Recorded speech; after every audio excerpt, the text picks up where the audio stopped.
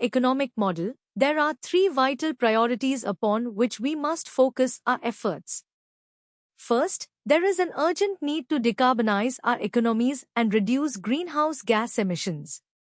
Second, we must harness the collective strength of the environmental community towards justice and equity, ensuring that the benefits of the green economy are accessible to all.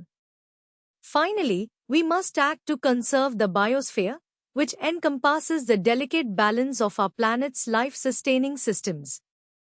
This transformation implies a radical shift in our understanding of growth and prosperity. It's about achieving more with less and fostering a quality of life that transcends mere economic metrics. Real wealth is created through sustainability, innovation, and genuine community engagement.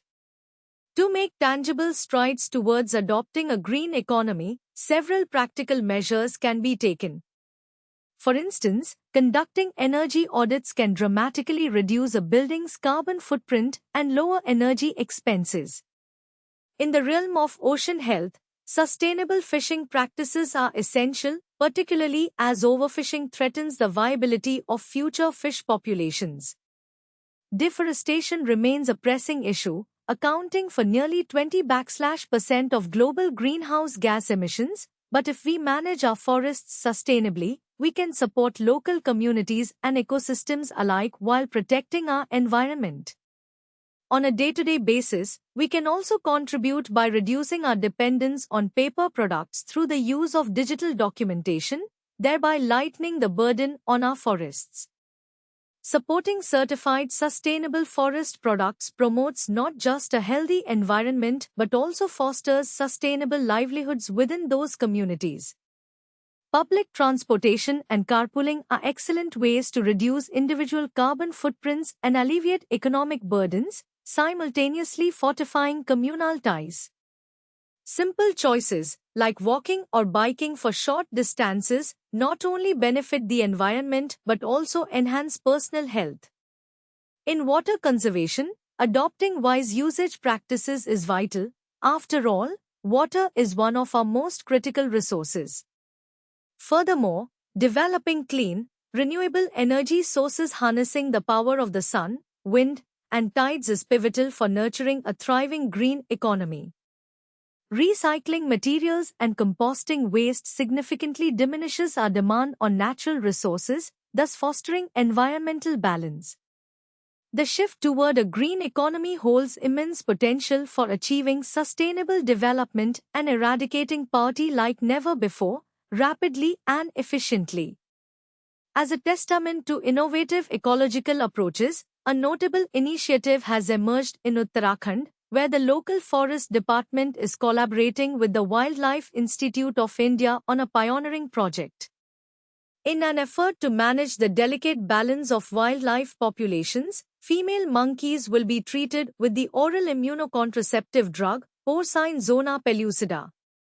This strategy aims to sustain their population within its natural limits, highlighting the blend of environmental science and community needs in our journey toward harmony with nature. The landscape of our economy is in flux, and as stewards of this planet, we must act decisively to reshape it. Through concerted efforts and unwavering commitment, we can nurture a green economy that enriches both human and environmental life, creating a brighter future for generations to come. Economics of ecosystems and biodiversity. In a world increasingly aware of the complex interdependencies between nature and humanity, the groundbreaking initiative known as the Economics of Ecosystems and Biodiversity (TEB) emerged as a beacon for change in 2007. Spearheaded by Germany and propelled by the European Commission, this study brought together the insightful vision of Pawan Sukhdev and a coalition of forward-thinking scientists, economists, and policymakers.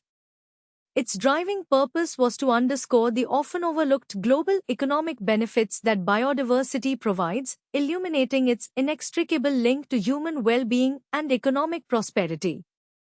As the initiative gained traction, its core objective became clear: to bring attention to the growing costs associated with the loss of biodiversity and the alarming degradation of ecosystems. The consequences of neglecting nature are far-reaching, affecting not only environmental equilibrium but also economic stability and human health.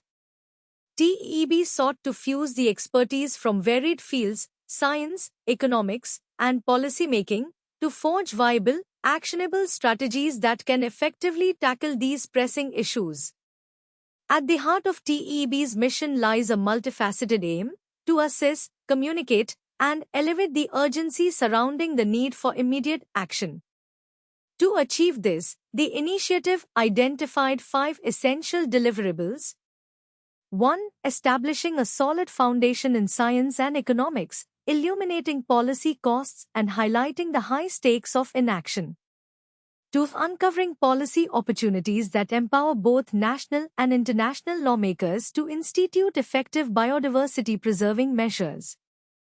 3. Offering decision support tools designed for local administrators, equipping them with the resources necessary to implement sustainable practices. 4. Analyzing business risks while identifying new opportunities and metrics that illustrate the value of biodiversity for corporate stakeholders. 5. Promoting a sense of ownership among citizens and consumers, fostering community engagement in the stewardship of nature. Recognizing the distinct challenges faced in India, the Ministry has taken the significant step of launching the TEB India Initiative, TI. This localized program aims to delve into the economic ramifications of biological diversity loss, particularly focusing on the resulting decline in vital ecosystem services that communities depend upon. By fostering a deeper understanding of the intrinsic value of nature, the initiative seeks to inspire collective action and policy reforms that will protect India's rich natural heritage. As global citizens, we are called to act decisively. The holistic insights provided by TEB and its dedicated projects remind us that, in the intricate web of life, every species, every ecosystem, and every individual plays a crucial role. The economics of ecosystems and biodiversity are not merely abstract concepts, they are fundamental to the sustainability of our planet and the prosperity of future generations.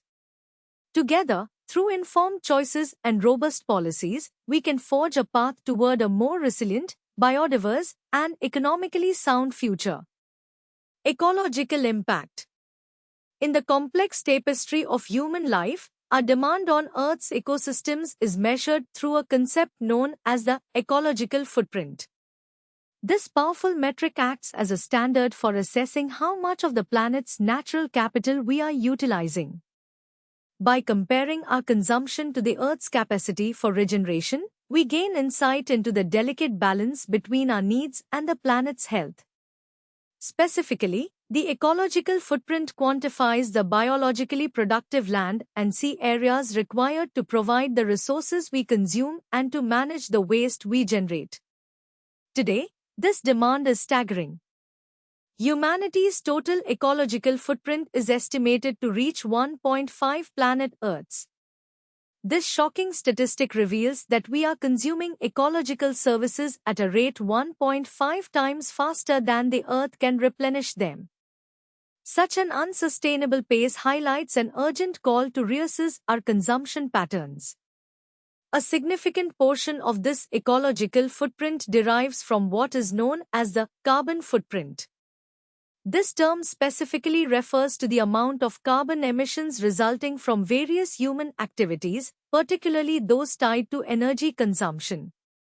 The carbon component of the ecological footprint translates the layers of carbon dioxide released into the corresponding productive land and sea areas required to absorb it.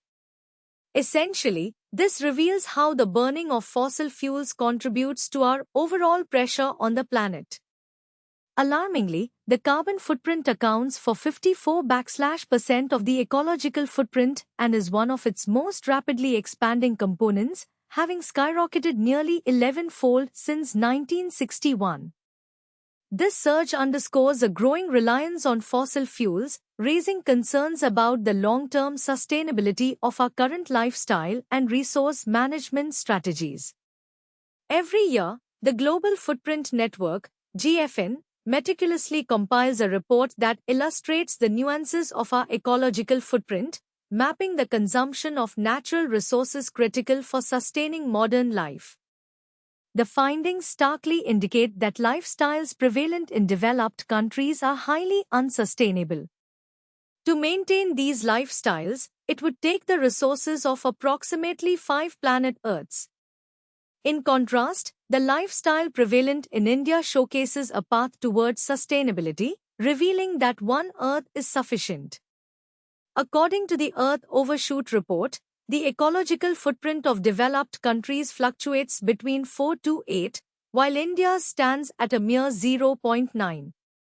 This distinction indicates a crucial opportunity for Indian society to continue fostering sustainable practices while others may need to drastically adjust their habits to reduce their ecological overshoot.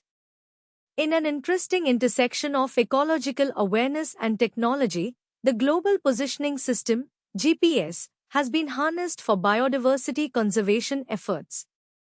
For instance, in an initiative launched in April to May 2017, GPS technology was employed to count and map elephant populations across various habitats.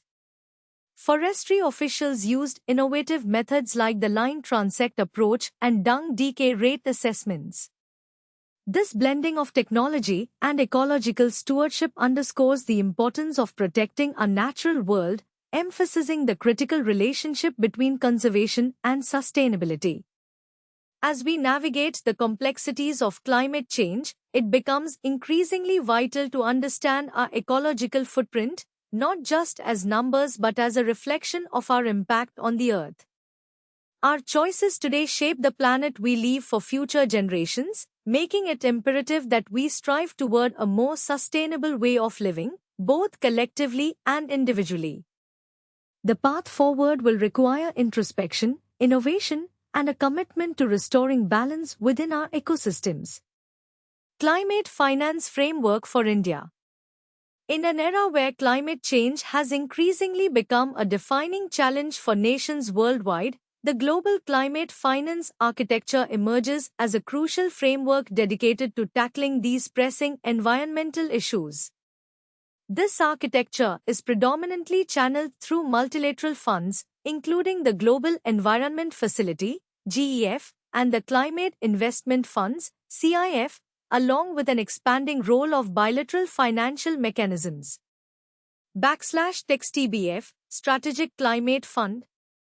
Among these various funds, the Strategic Climate Fund, SCF, administered by the World Bank since its operational launch in 2008, stands out as a pivotal instrument designed to drive innovative solutions and transformational actions against climate change.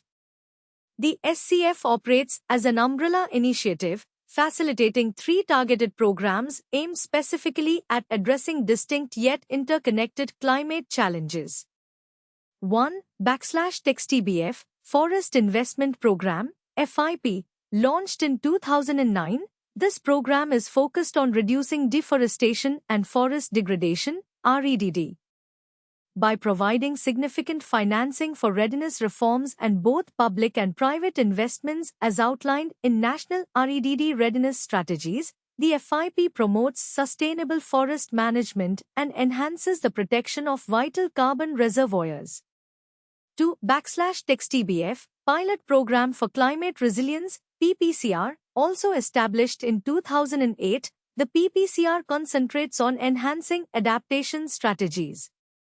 It aims to demonstrate how climate risk management can be effectively integrated into development planning, incentivizing nations to undertake robust actions toward building resilience and facilitating transformational change in vulnerable communities.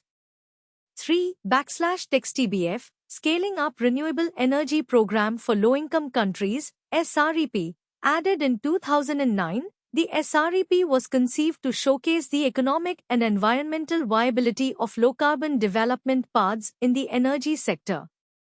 This program empowers low-income nations to leverage new economic opportunities by enhancing energy access through renewable sources. /TextBF, Biocarbon Fund and Clean Technology Fund. Beyond the SCF, several other funds contribute to climate finance on a global scale. The \TBF Biocarbon Fund, operational since 2004 and administered by the World Bank, fosters initiatives aimed at reducing emissions from deforestation while integrating sustainable land management practices. On the other hand, the \TBF Clean Technology Fund, CTF, launched in 2008, seeks to finance innovative low-carbon technologies and has extended its reach through multiple development banks worldwide, funding numerous country programs. \TBF Forest Carbon Partnership Facility.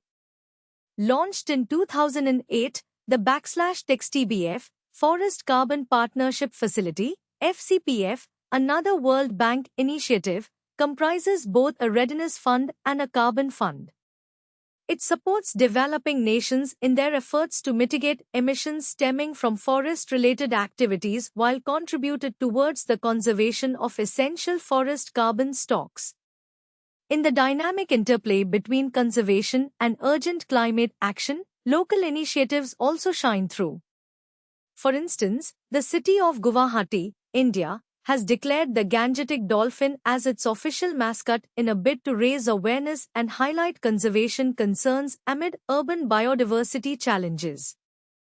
\TBF Partnership for Market Readiness.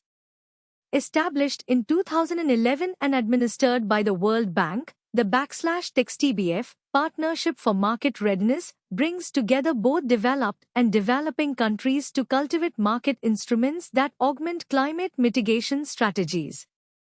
By evolving from its initial focus on preparing countries for international carbon markets, this partnership now offers grants and technical assistance to implement tools that facilitate effective mitigation efforts. \TBF Special Climate Change Fund. The \TBF Special Climate Change Fund, SCCF, initiated in 2001 by the GEF, further strengthens the financing landscape by addressing the unique challenges that developing countries face under the UN Framework Convention on Climate Change, UNFCCC. It prioritizes adaptation strategies, although it also supports technology transfer and capacity building, thereby enhancing resilience against climate change impacts. Other significant initiatives include the \TBF Green Climate Fund, GCF, operational since 2015, which aims to serve as the primary multilateral financing mechanism for climate action, and the \TBF Adaptation Fund, established to provide concrete adaptation strategies for vulnerable nations dealing with climate change repercussions. \TBF Global Collaborations. The \TBF Global Climate Change Alliance, GCCA, is another noteworthy initiative undertaken by the European Union, bearing a vision of building collaborative frameworks for climate response strategies with nations that possess limited resources. Similarly, the \TBF Global Energy Efficiency and Renewable Energy Fund, GEREF, operates under a public-private partnership model to harness private funding aimed at projects that advance energy efficiency in developing economies. Local and regional programs, like the \TBF Amazon Fund and the \TBF Congo Basin Forest Fund, focus on sustainable development and the preservation of biodiversity, indicating a growing recognition of the importance of preserving nature in the fight against climate change. \TBF Conclusion. Through a tapestry of diverse funding mechanisms, international collaborations, and local initiatives, the global climate finance architecture plays a vital role in addressing the multifaceted environmental crisis we face today. It elevates the voices of developing nations, supports innovative technologies, enhances resilience, and emphasizes the necessity for a united global approach to safeguard our planet for future generations. As we move forward, it is not just about the financial resources allocated, but also the sustainable practices and transformative strategies that will define our success in addressing the monumental challenges posed by climate change. Agriculture. Agricultural practices in India. \TBF, agriculture, the heartbeat of Indian life. The word agriculture finds its roots in the Latin terms ager or agri, which means soil, paired with cultura, signifying cultivation. This powerful melding of concepts reflects the essence of agriculture as not just a practice, but a profound connection to the land. In its broadest sense, agriculture encompasses a plethora of activities that go beyond mere crop production. It reflects a vibrant tapestry that includes livestock farming, fisheries, and forestry, the lifeblood that nourishes nations and sustains communities. Delving deeper into the intricate components of agriculture reveals specialized fields that highlight human ingenuity and the diverse approaches to cultivating nature's bounty. \TBF, silviculture, for instance, refers to the artful practice of cultivating forest trees, helping maintain ecosystems and providing essential resources. \TBF, sericulture, focuses on the delicate process of rearing silkworms, transforming hard work into exquisite raw silk, a luxurious fabric sought after worldwide. Meanwhile, \TBF, apiculture, showcases the fascinating world of honeybee colonies, where diligent humans manage hives to harvest the sweet rewards of nature. On the other hand, the practice of \TBF, alericulture, emphasizes the science behind vegetable cultivation, a crucial endeavor that guarantees food security. As farmers nurture non-woody, herbaceous plants in their fields, they contribute significantly to both nutrition and livelihoods. The \TBF, viticulture, of grape production exemplifies yet another layer of agricultural specialization, with many vineyards becoming a source of both local economies and global exports. In the realm of horticulture, \TBF, floriculture, stands out as a discipline devoted to the cultivation of flowering and ornamental plants. From vibrant gardens to lush landscapes, these plants bring beauty and tranquility to our environments. Meanwhile, \TBF, arboriculture, focuses on individual trees and shrubs, emphasizing the significance of managing our perennial companions that contribute to air quality and natural aesthetics. Promising innovations in agriculture have birthed modern methods like \TBF, aeroponics, and \TBF, hydroponics. These techniques enable growers to cultivate plants without soil, instead using mineral nutrient solutions or mist systems. This capacity to produce food efficiently fosters sustainability while addressing land scarcity issues. Alternatively, traditional \TBF, geoponic, practices remain steadfast, as many farmers continue to rely on the earth itself to grow their crops. The importance and scope of agriculture in India is monumental. Contributing a significant 17.2% to the country's gross domestic product, GDP, agriculture remains a cornerstone of the economy, providing livelihoods for approximately two-thirds of the population. This sector employs over 56.7% of the workforce, making it the largest private sector occupation. Additionally, agriculture holds vital significance in national exporting, accounting for roughly 14.7% of total export earnings by supplying key raw materials to various industries, including textiles, rice milling, and milk products. The agricultural sector acts as a guardian of food security, laying the foundation for national stability and prosperity. Moreover, allied sectors such as horticulture, animal husbandry, dairy, and fisheries offer crucial benefits by enhancing economic conditions and improving health and nutrition among rural populations. However, the road to agricultural prosperity is riddled with challenges. Land fragmentation leads to inefficiencies, and the presence of numerous small and marginal farmers creates additional hurdles in achieving economies of scale. The lack of dependable rainfall, regional disparities, and low land productivity present ongoing issues that farmers face. Compounding these obstacles is the phenomenon of disguised unemployment and the chaotic marketing landscape for agricultural products, as well as the pressing need for robust land reforms.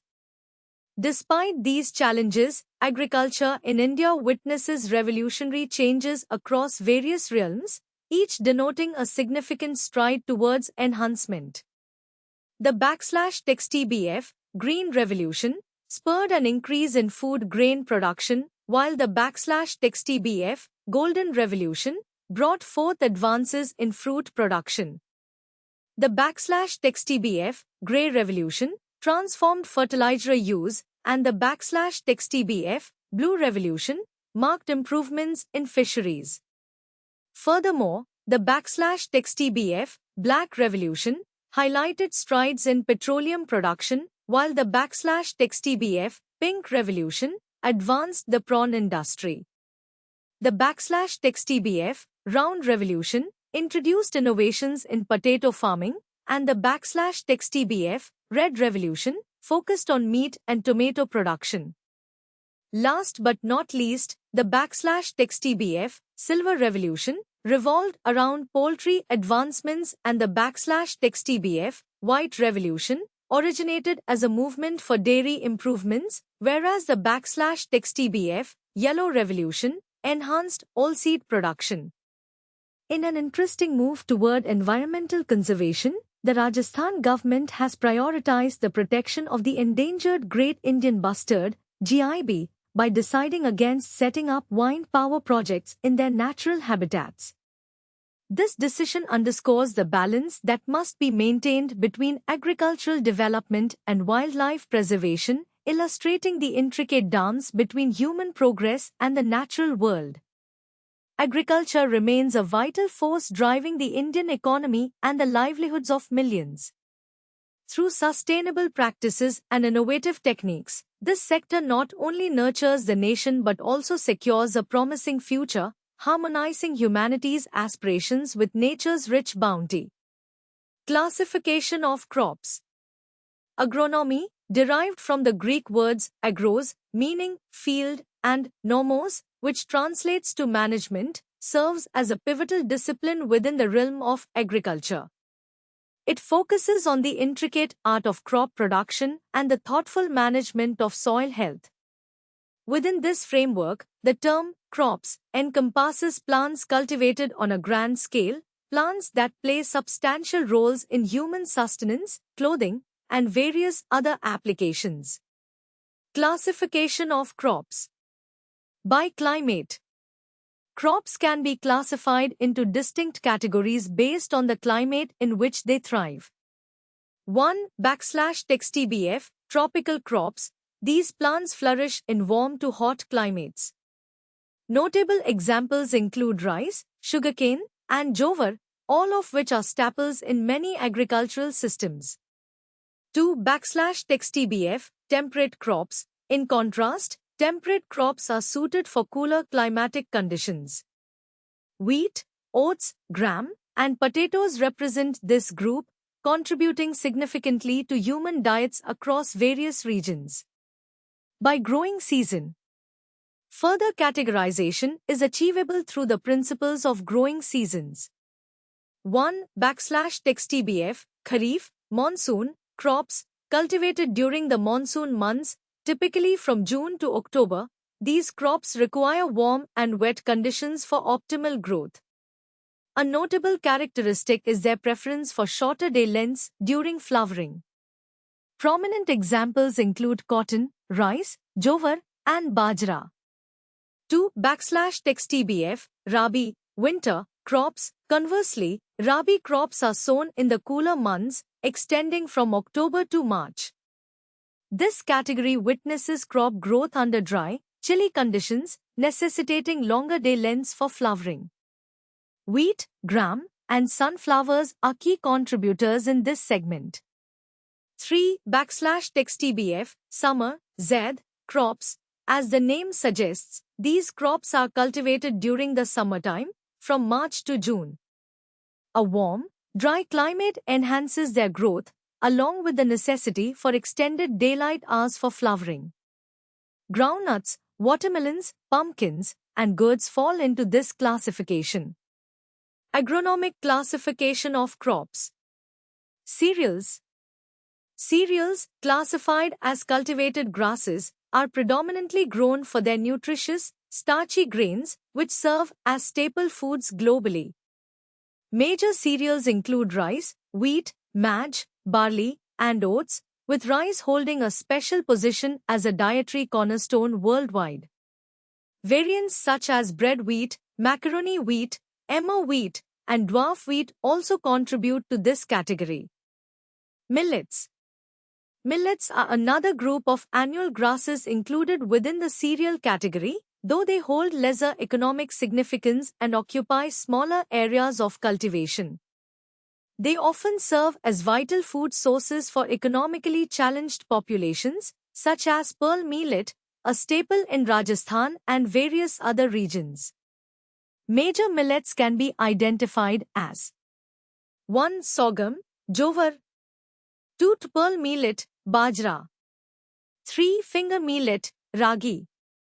Minor millets, less commonly cultivated, include foxtail millet, little millet, common millet, barnyard millet, and kodo millet.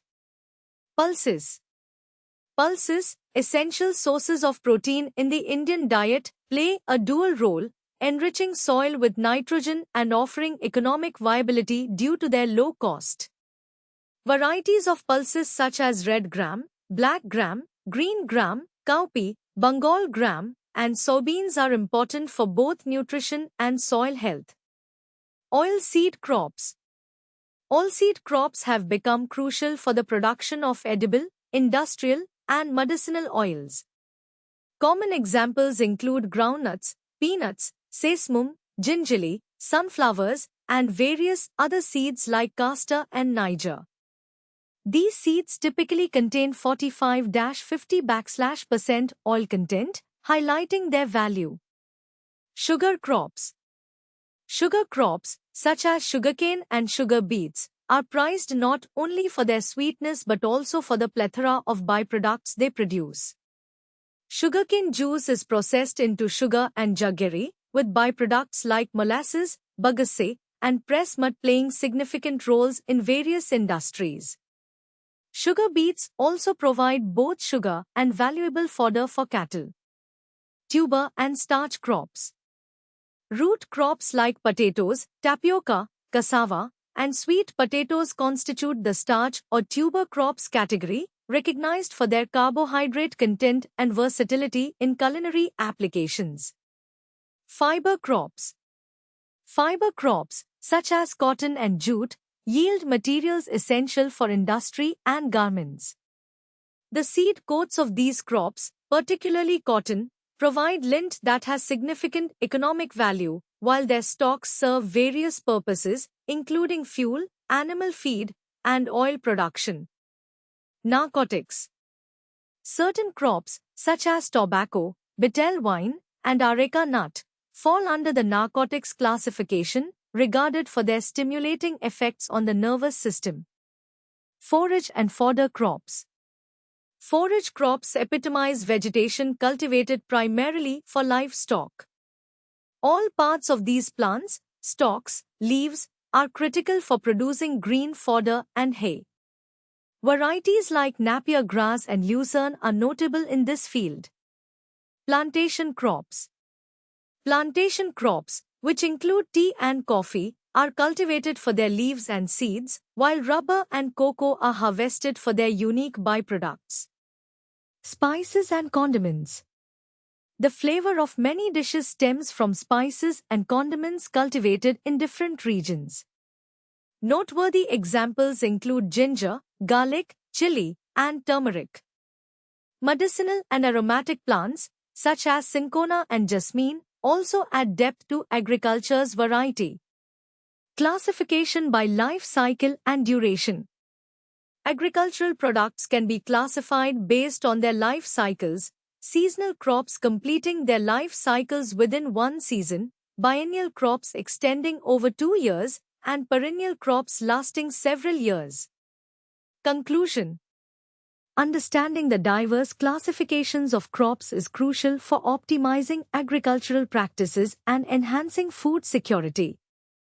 As agricultural technology evolves, the importance of these classifications becomes even more pronounced, influencing not just sustenance but also ecological health and economic viability. In the backdrop of these practices, exciting developments, such as the conservation efforts at Kunopalpur and improvements in tiger habitats, reflect a deepening commitment to sustainable agriculture intertwined with wildlife preservation. This synergy presents a hopeful narrative as we navigate the complexities of managing our agricultural and natural resources responsibly. Soil preparation. Tillage, an age-old practice of agriculture, embodies the mechanical manipulation of soil through various tools and implements. The primary goal of tilling is to create an optimal environment for seed germination, seedling establishment, and the overall growth of crops. This vital process involves understanding the intricacies of the soil and fostering conditions that will enhance agricultural productivity. One of the pivotal outcomes of tillage is what is known as tilth. This term defines the physical condition of the soil that results from tillage operations. Depending on the type of crops being cultivated and the inherent characteristics of the soil, tilth can manifest in various forms: coarse, fine, or moderate. Each of these tilth types plays a crucial role in determining how well seeds germinate and how effectively plants can establish themselves. Tillage can be broadly categorized into two main types: /TBF, on-season tillage, and /TBF, off-season tillage. On-season tillage encompasses operations conducted to prepare the soil for crops that will be sown in the same season. This preparation phase is vital for establishing a successful crop. /TBF, preparatory tillage, is an essential subset of on-season tillage. It involves deep opening and loosening the soil to facilitate a desirable tilth while also managing weeds and incorporated crop residues when the soil is in a workable state. The preparatory phase consists of two primary operations. 1. /TBF, primary tillage. This operation occurs after a crop's harvest, reworking the land for fresh cultivation.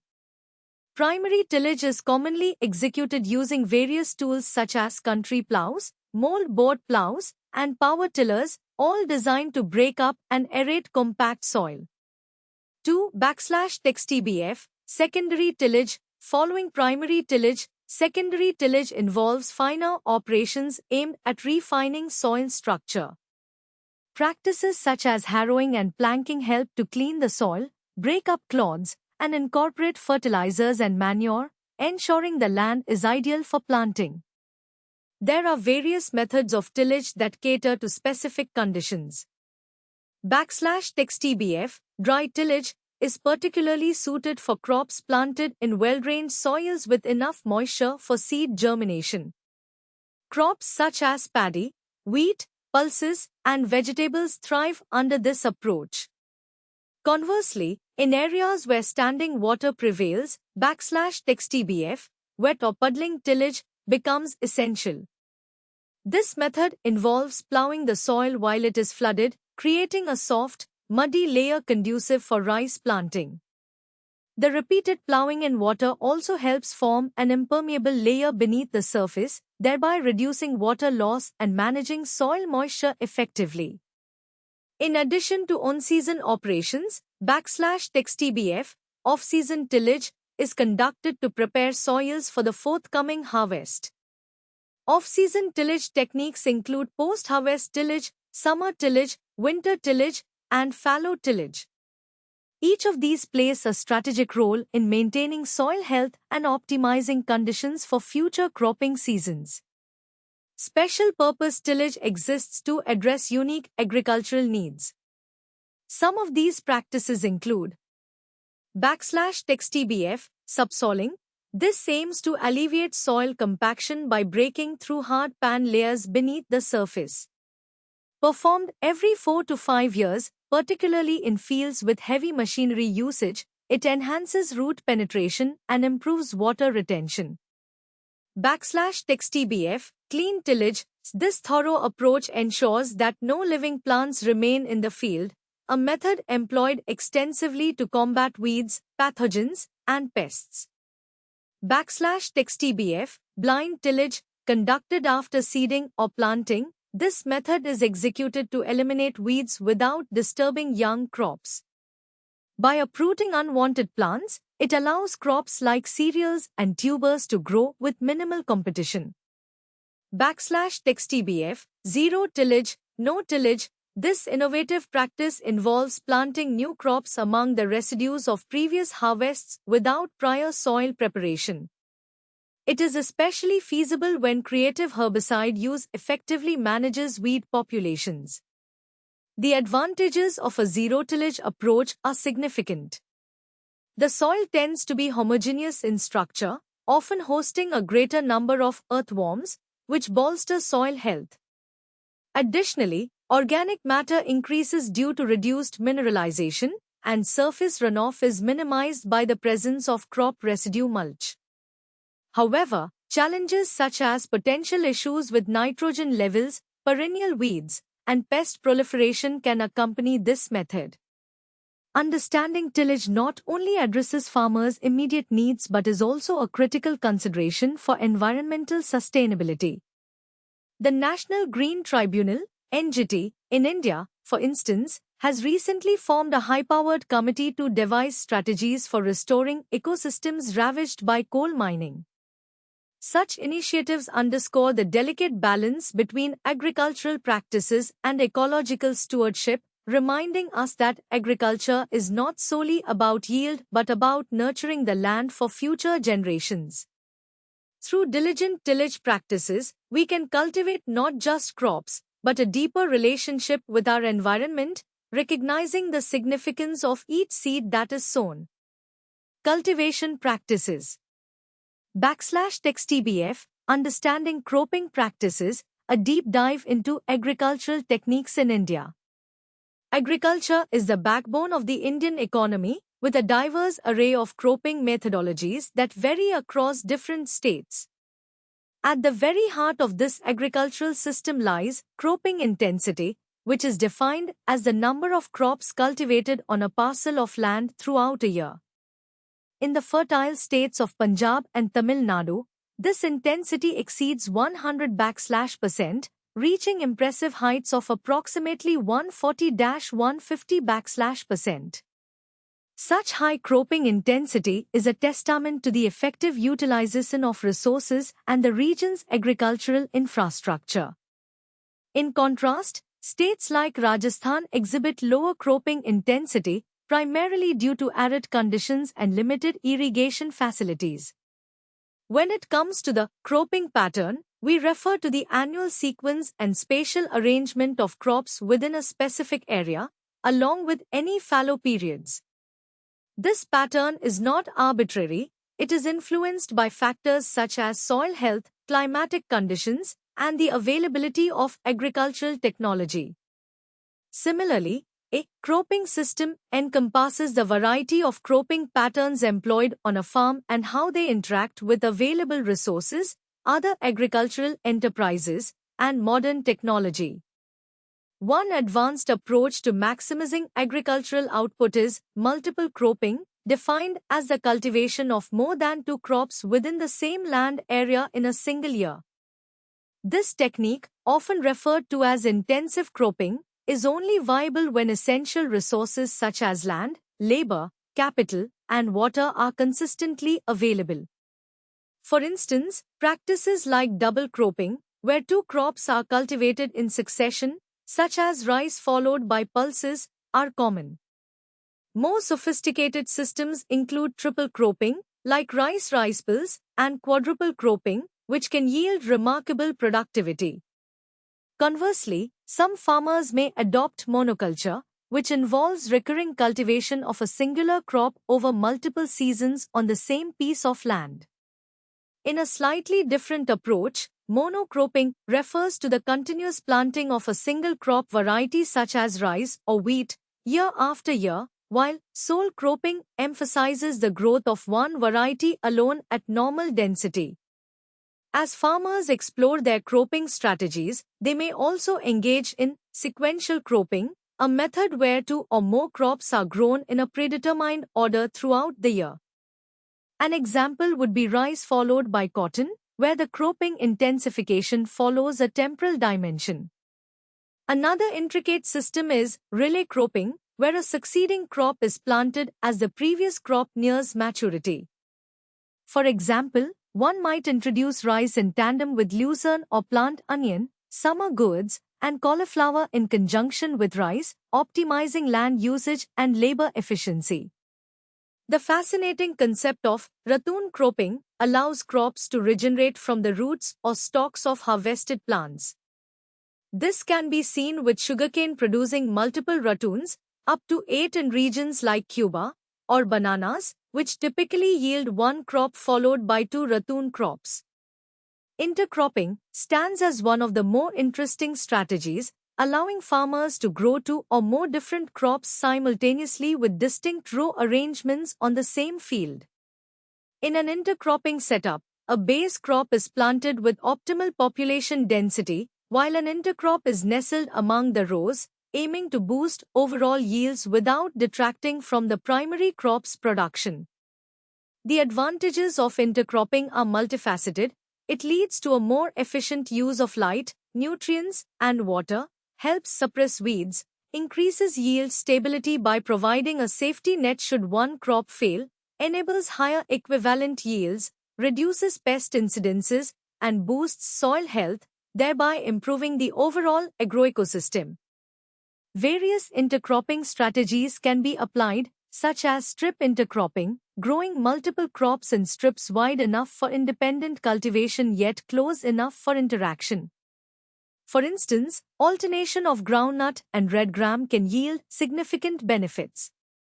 Similarly, parallel cropping allows for the growth of different crops with distinct growth habits that do not compete with one another, such as black gram with maize or soybean with cotton.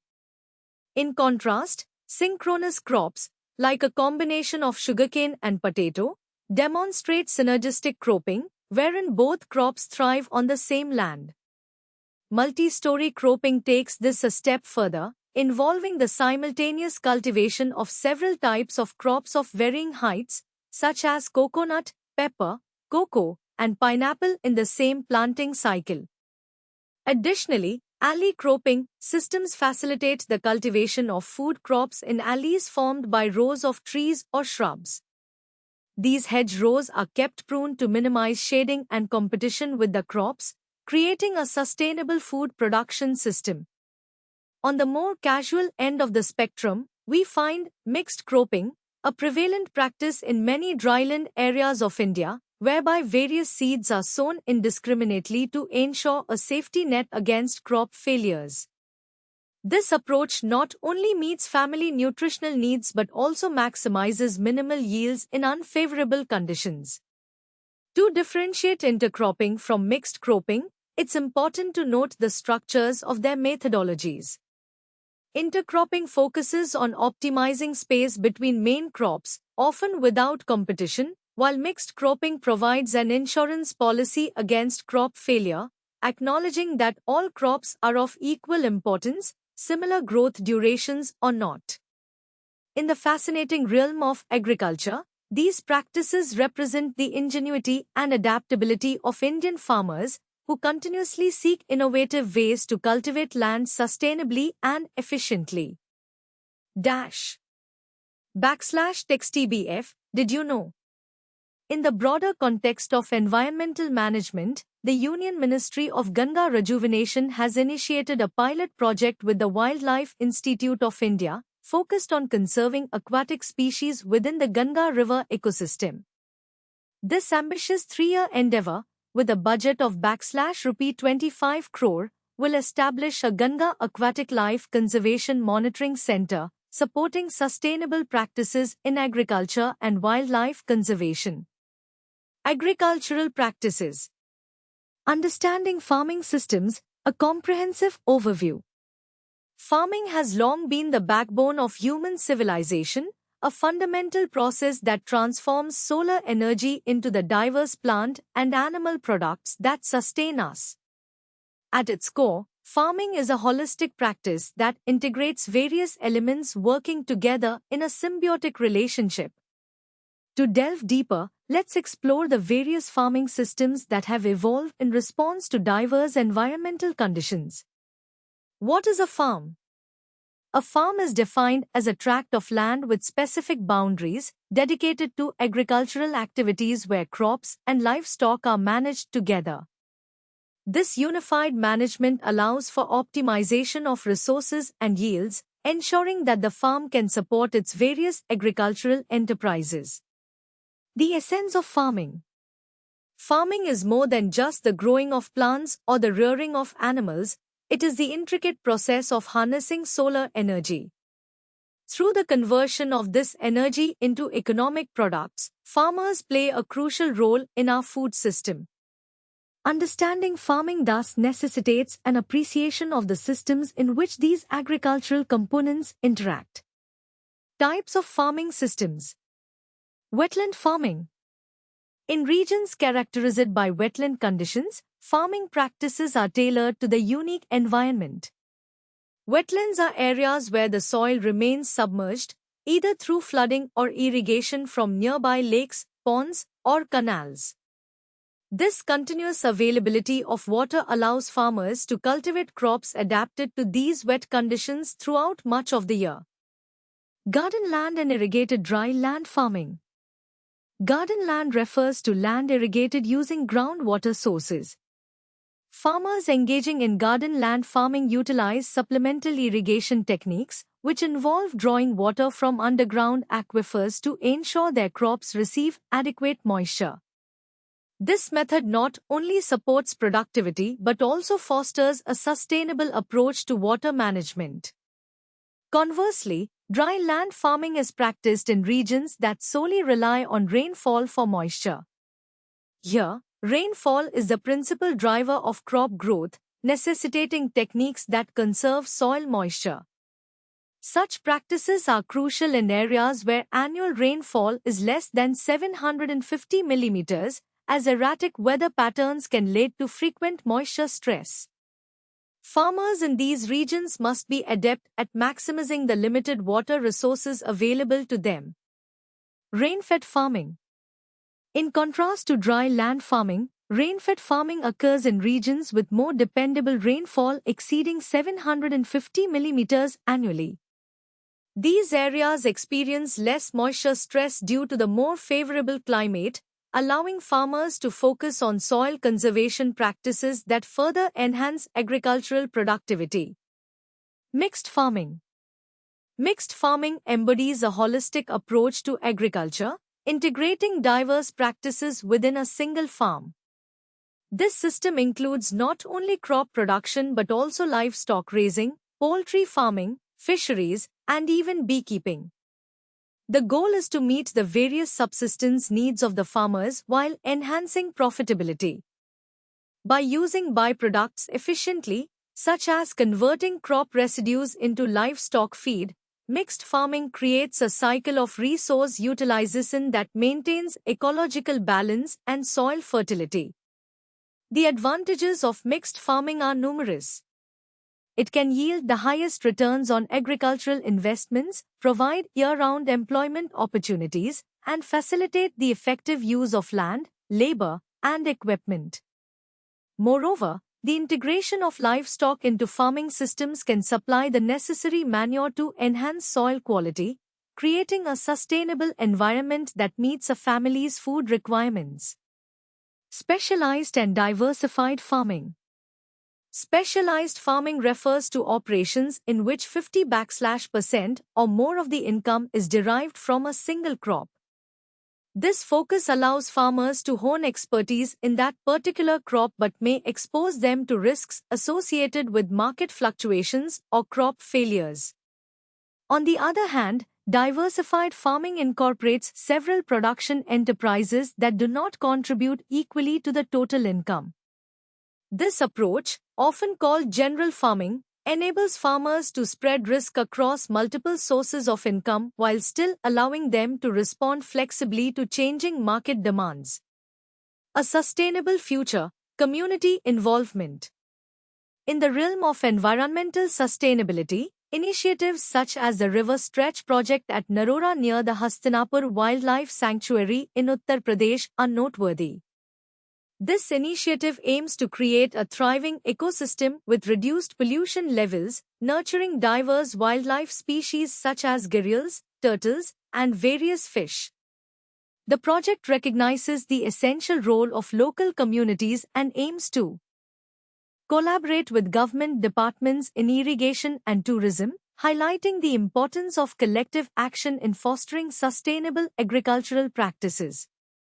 In conclusion, understanding farming systems is paramount as we strive for sustainable agricultural practices that not only meet human needs but also preserve our delicate ecosystems.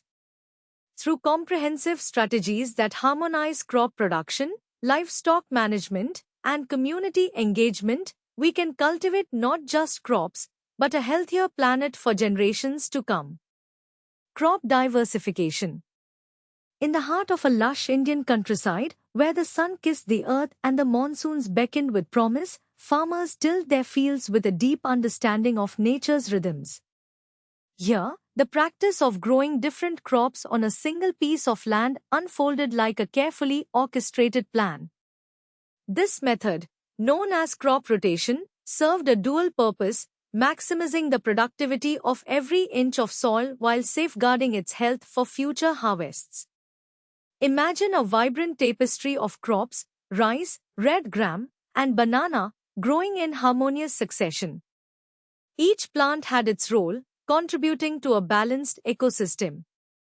The cornerstone of this strategy lay in the intelligent use of available resources, water, nutrients, and labor, ensuring a bountiful yield without depleting the very foundation from which each crop drew sustenance. At the core of effective crop rotation was the planting of leguminous crops, like lentils and peas, before non-leguminous ones, such as wheat or barley. Legumes, nature's tiny miracle workers, had the unique ability to absorb nitrogen from the atmosphere, enriching the soil and providing a nutritious boost for the subsequent crops.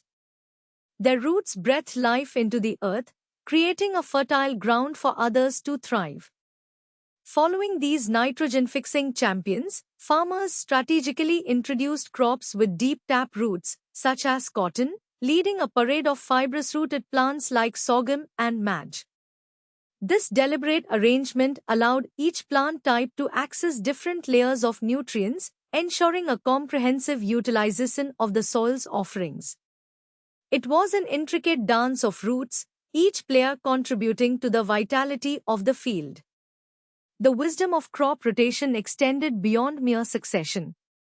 Farmers believed that planting more exhaustive crops, those demanding intensive resources like potatoes, sugarcane, or maize, should be followed by less demanding varieties. This thoughtful transition helped mitigate the challenges posed by heavy inputs such as rigorous tillage and copious fertilizers, allowing the soil to rejuvenate and recuperate. Moreover, the agricultural landscape was not merely shaped by the physical attributes of crops but also by the socio-economic fabric of the farming community. The selection of which crops to grow often hinged on local demands and market needs. Farmers paid keen attention to consumer preferences, guiding their choices to ensure that they not only cultivated abundance but also reaped financial rewards. However, there was a caveat. Farmers learned through experience that planting crops from the same botanical family in succession could invite trouble. These plants often played host to similar insects and diseases, potentially leading to catastrophic infestations. Thus, variety became crucial not just for balance in nutrient usage but also in pest management. Financial viability remained a guiding principle in the selection of crops. Farmers weighed their choices against their economic circumstances, ensuring that their endeavors were sustainable and profitable. These decisions were often influenced by the soil's characteristics and local climatic conditions. Some crops thrived in the warmth of the tropical sun, while others were resilient against heavy rains or drought. Each farmer had to choose wisely to harness nature's gifts. In this intricate world of agriculture, crop rotation emerged not just as a practice but as a philosophy. It embodied respect for the land, a commitment to eco-friendliness, and an understanding of the complex web of life that thrives beneath our feet. By embracing this dynamic approach to farming, farmers could ensure the longevity of the land and the well-being of their communities, paving the way for future generations to enjoy the fruits of their labor. Agroecological practices. Sustainable agriculture stands as a beacon of hope in our quest to harmonize the needs of today's society with the preservation of our planet for future generations. At its core, this vital agricultural practice is committed to fulfilling the demands of the present while safeguarding the essential resources that support life both now and in the years to come. Imagine a farm where the rich, dark soil is nurtured by the organic decay of composted manure, where crop rotation is not just a technique but a tradition passed down through generations. This farm embraces minimal tillage, preserving the delicate structure of the soil and reducing erosion, allowing it to flourish without heavy reliance on synthetic fertilizers, pesticides, or antibiotics. Here, plants grow in harmony with one another and with the surrounding ecosystem, each contributing to a balanced environment. In sustainable agriculture, we see an integrated management system that respects and utilizes renewable resources. The soil, rich with nutrients, serves not only as a growing medium for crops but as a living entity, teeming with microorganisms that enhance its fertility. Forests and wildlife coexist alongside cultivated land, contributing biodiversity and resilience to the ecosystem. The crops produced are not merely for consumption, they are part of a larger network that includes fish, livestock, and plant genetic resources, all working together to create a self-sustaining cycle of life. However, achieving sustainable agriculture is a multifaceted challenge. One of the foremost priorities is to combat land degradation and soil erosion, threats that loom over agricultural development like dark clouds on the horizon. Sustainable practices must focus on replenishing soil nutrients rather than depleting them. This can be achieved through the use of cover crops, crop rotation, and organic amendments, all of which work to restore and enhance soil health. Control over weeds, pests, and diseases is equally crucial.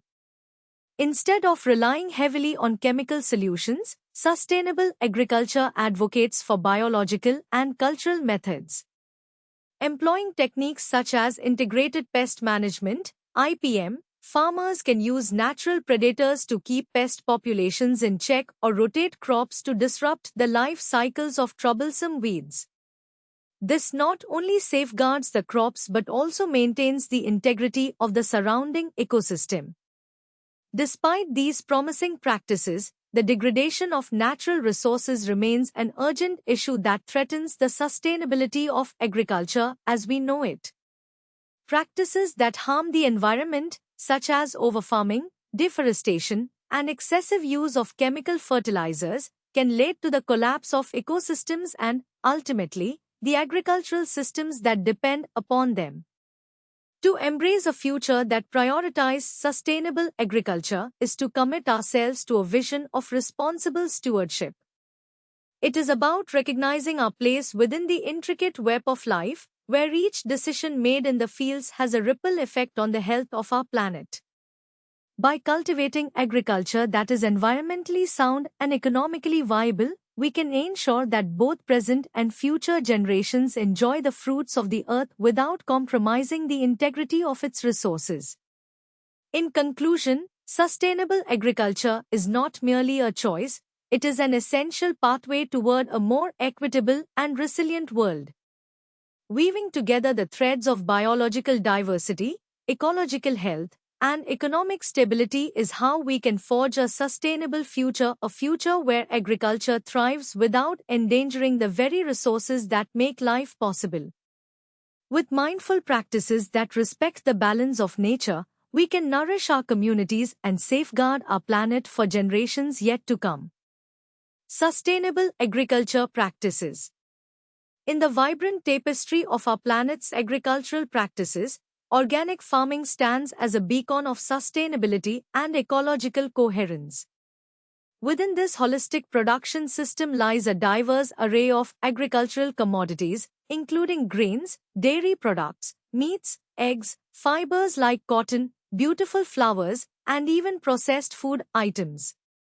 Central to organic farming is its commitment to eschewing synthetic fertilizers, pesticides, growth regulators, and livestock feed additives, which are often associated with harmful environmental impacts and health risks. At the heart of organic farming lies its fundamental components. Farmers cultivate a seamless integration of various practices that enhance soil fertility and plant health. This includes meticulous crop rotations, the utilization of crop residues, and the application of animal manure. The employment of legumes and green manures adds nitrogen naturally to the soil, while organic wastes, both from on-farm and off-farm sources, are recycled to minimize waste. Furthermore, mechanical cultivation and the strategic use of mineral-bearing rocks serve to promote naturally healthy and productive soil. Equally important are biological pest and disease management techniques, which focus on maintaining an ecological equilibrium rather than relying on synthetic treatments. The scope of organic farming reflects a dedication to creating a sustainable agricultural system that is both environmentally friendly and resilient. By fostering and improving soil fertility, organic farming assures food security for future generations. It primarily utilizes local resources, reducing dependency on imports and promoting regional self-sufficiency. This approach aids in the preservation of natural ecosystems, contributing to biodiversity and environmental stability. The guiding concepts of organic farming revolve around nurturing biological soil fertility and managing pests, diseases, and weeds through the principles of ecological balance. By harnessing biogens and various cultural techniques, farmers create an environment where crops thrive alongside natural pest control measures. Recirculating waste and manure within the farm is another essential practice that emphasizes sustainability. In addition to these concepts, eco-farming, biological farming, and biodynamic farming emerge as vital components of the organic agriculture movement. Eco-farming prioritizes the maintenance of soil health holistically, while biological farming fosters a rich diversity of life, both above and below ground. Biodynamic farming incorporates organic and ecological practices to cultivate regeneratively, ensuring that farming is sustainable for the long term.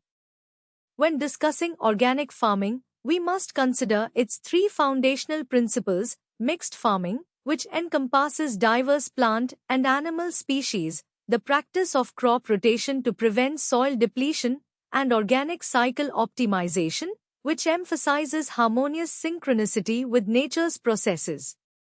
The debate between organic and inorganic fertilizers highlights key differences between these two approaches.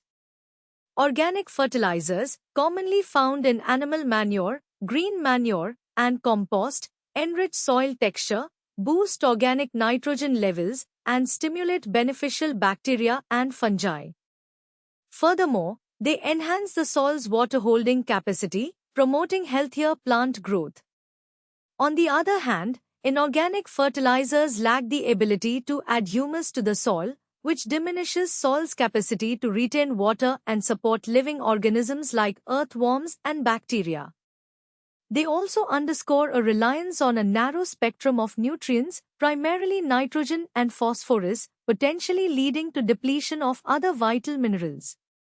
The impact of these two fertilizer types extends beyond just plant health. Organic fertilizers aid in preventing soil erosion, while their inorganic counterparts demand substantial energy for production, transport, and application, contributing to pollution and greenhouse gas emissions, particularly nitrous oxide. In a broader context, recent initiatives reflect the growing recognition of the importance of conservation and sustainable practices in India. Collaborative efforts, such as the Project Nature Watch partnership between the Worldwide Fund for Nature, WWF, India and RICO India, underscore this shift. This project focuses on bolstering the resources and support available to frontline and field staff dedicated to monitoring and conserving endangered species, including the red panda, snow leopard, tiger, elephant, and rhino, as well as various marine and coastal ecosystems. In essence, organic farming is not just an agricultural practice, it is a movement toward ecological harmony and sustainability, creating a future where both people and nature thrive together. As we delve deeper into the principles and practices that define organic agriculture, we unlock the potential for a healthier planet and a more secure food system for generations to come. Ecosystem design and sustainable agriculture. In the history of environmental stewardship, few concepts have resonated as profoundly as permaculture, a term first introduced by Bill Mollison, an Australian ecologist, in 1978. Alongside his student David Holmgren, Mollison encapsulated the idea of permaculture, a fusion of permanent agriculture and permanent culture. At its core, permaculture is more than just a term, it represents a transformative design system aimed at fostering sustainable human environments that harmonize with nature. Permaculture is grounded in a commitment to the earth, promoting interactions between human society and the environment that are both respectful and mutually beneficial. This philosophy manifests itself through the careful design of ecological landscapes dedicated to food production. The emphasis lies not merely on quantity but on quality, diversity, and sustainability. Practitioners of permaculture focus on cultivating multi-use plants, which offer various benefits, from food and medicine to habitat and fuel. Additionally, methodologies such as sheet mulching, which suppresses weeds and improves soil health, and trellising, which optimizes space and light for climbing plants, are integral to this practice. One of the most striking aspects of permaculture is its universal applicability. It serves as a potent tool for designing productive ecosystems, whether for urban settings or rural landscapes, helping land reclaim its health even when faced with degradation. No matter how damaged an ecosystem might be, permaculture offers strategies grounded in ecological principles that can revive it, allowing nature to restore balance. At the heart of permaculture lies a tremendous respect for traditional knowledge and local experience. These foundations are invaluable, informing sustainable agricultural practices and land management strategies that have been passed down through generations. By acknowledging and validating this knowledge, permaculture acts as a bridge connecting traditional cultures with emerging communities that are increasingly attuned to Earth's rhythms. Moreover, permaculture is a staunch advocate for organic agriculture. An essential tenet of this practice is to avoid pesticides and synthetic chemicals, promoting healthier ecosystems and fostering a greater connection to the land. The emphasis on organic methods reflects a deeper understanding of the intricate web of life, where every organism plays a role in the greater ecological tapestry. A central goal of permaculture design is to maximize symbiotic and synergistic relationships among the components of a site. This approach not only enhances productivity but also nurtures resilience within the ecosystem. The designs created through permaculture principles are inherently tailored to each specific site. They consider the unique characteristics of the land, the needs of the clients, and the cultural context in which they exist. This specificity ensures that each implementation not only thrives but also integrates seamlessly into the existing environment. In summary, Permaculture is a holistic, integrated approach to system analysis and design that holds the promise of sustainability for present and future generations. It champions the cultivation of productive, resilient ecosystems while honoring the wisdom of the past and embracing the innovations of the future. Through permaculture, we are invited to rethink our relationship with the earth and our role within it, forging a path toward a more sustainable and harmonious existence. Holistic agricultural practices. In the bustling heart of rural India, farmers have long relied on traditional methods of agriculture. Yet, as challenges such as climate change, fluctuating market prices, and resource scarcity continue to mount, innovative solutions have emerged to sustain their livelihoods. Among these, the integrated farming system, IFS, stands out as a holistic approach that intertwines various farm enterprises, cropping systems, animal husbandry, fisheries, forestry, and more, effectively optimizing resources and enhancing prosperity for farmers. The essence of IFS lies in its adaptability. The choice of components is influenced by a multitude of factors. Farmers assess the availability of land, the type of soil, water resources, available capital, and even their own technical skills. Market facilities also play a crucial role in determining which enterprises can be integrated for the most effective results. This nuanced approach ensures that every farmer can customize their operations based on their unique circumstances and resources, ultimately fostering a sustainable agricultural ecosystem. As we dive into the profound benefits of the integrated farming system, it becomes clear why it is gaining traction among the farming community. Firstly, IFS provides a steady income stream beyond what traditional cropping alone can offer. By diversifying their income sources, such as integrating fish farming with crop production or raising livestock alongside fruit trees, farmers shield themselves from the unpredictability of crop failures. This additional income means they can manage their finances more effectively, ensuring that their families remain resilient even in the face of adversity.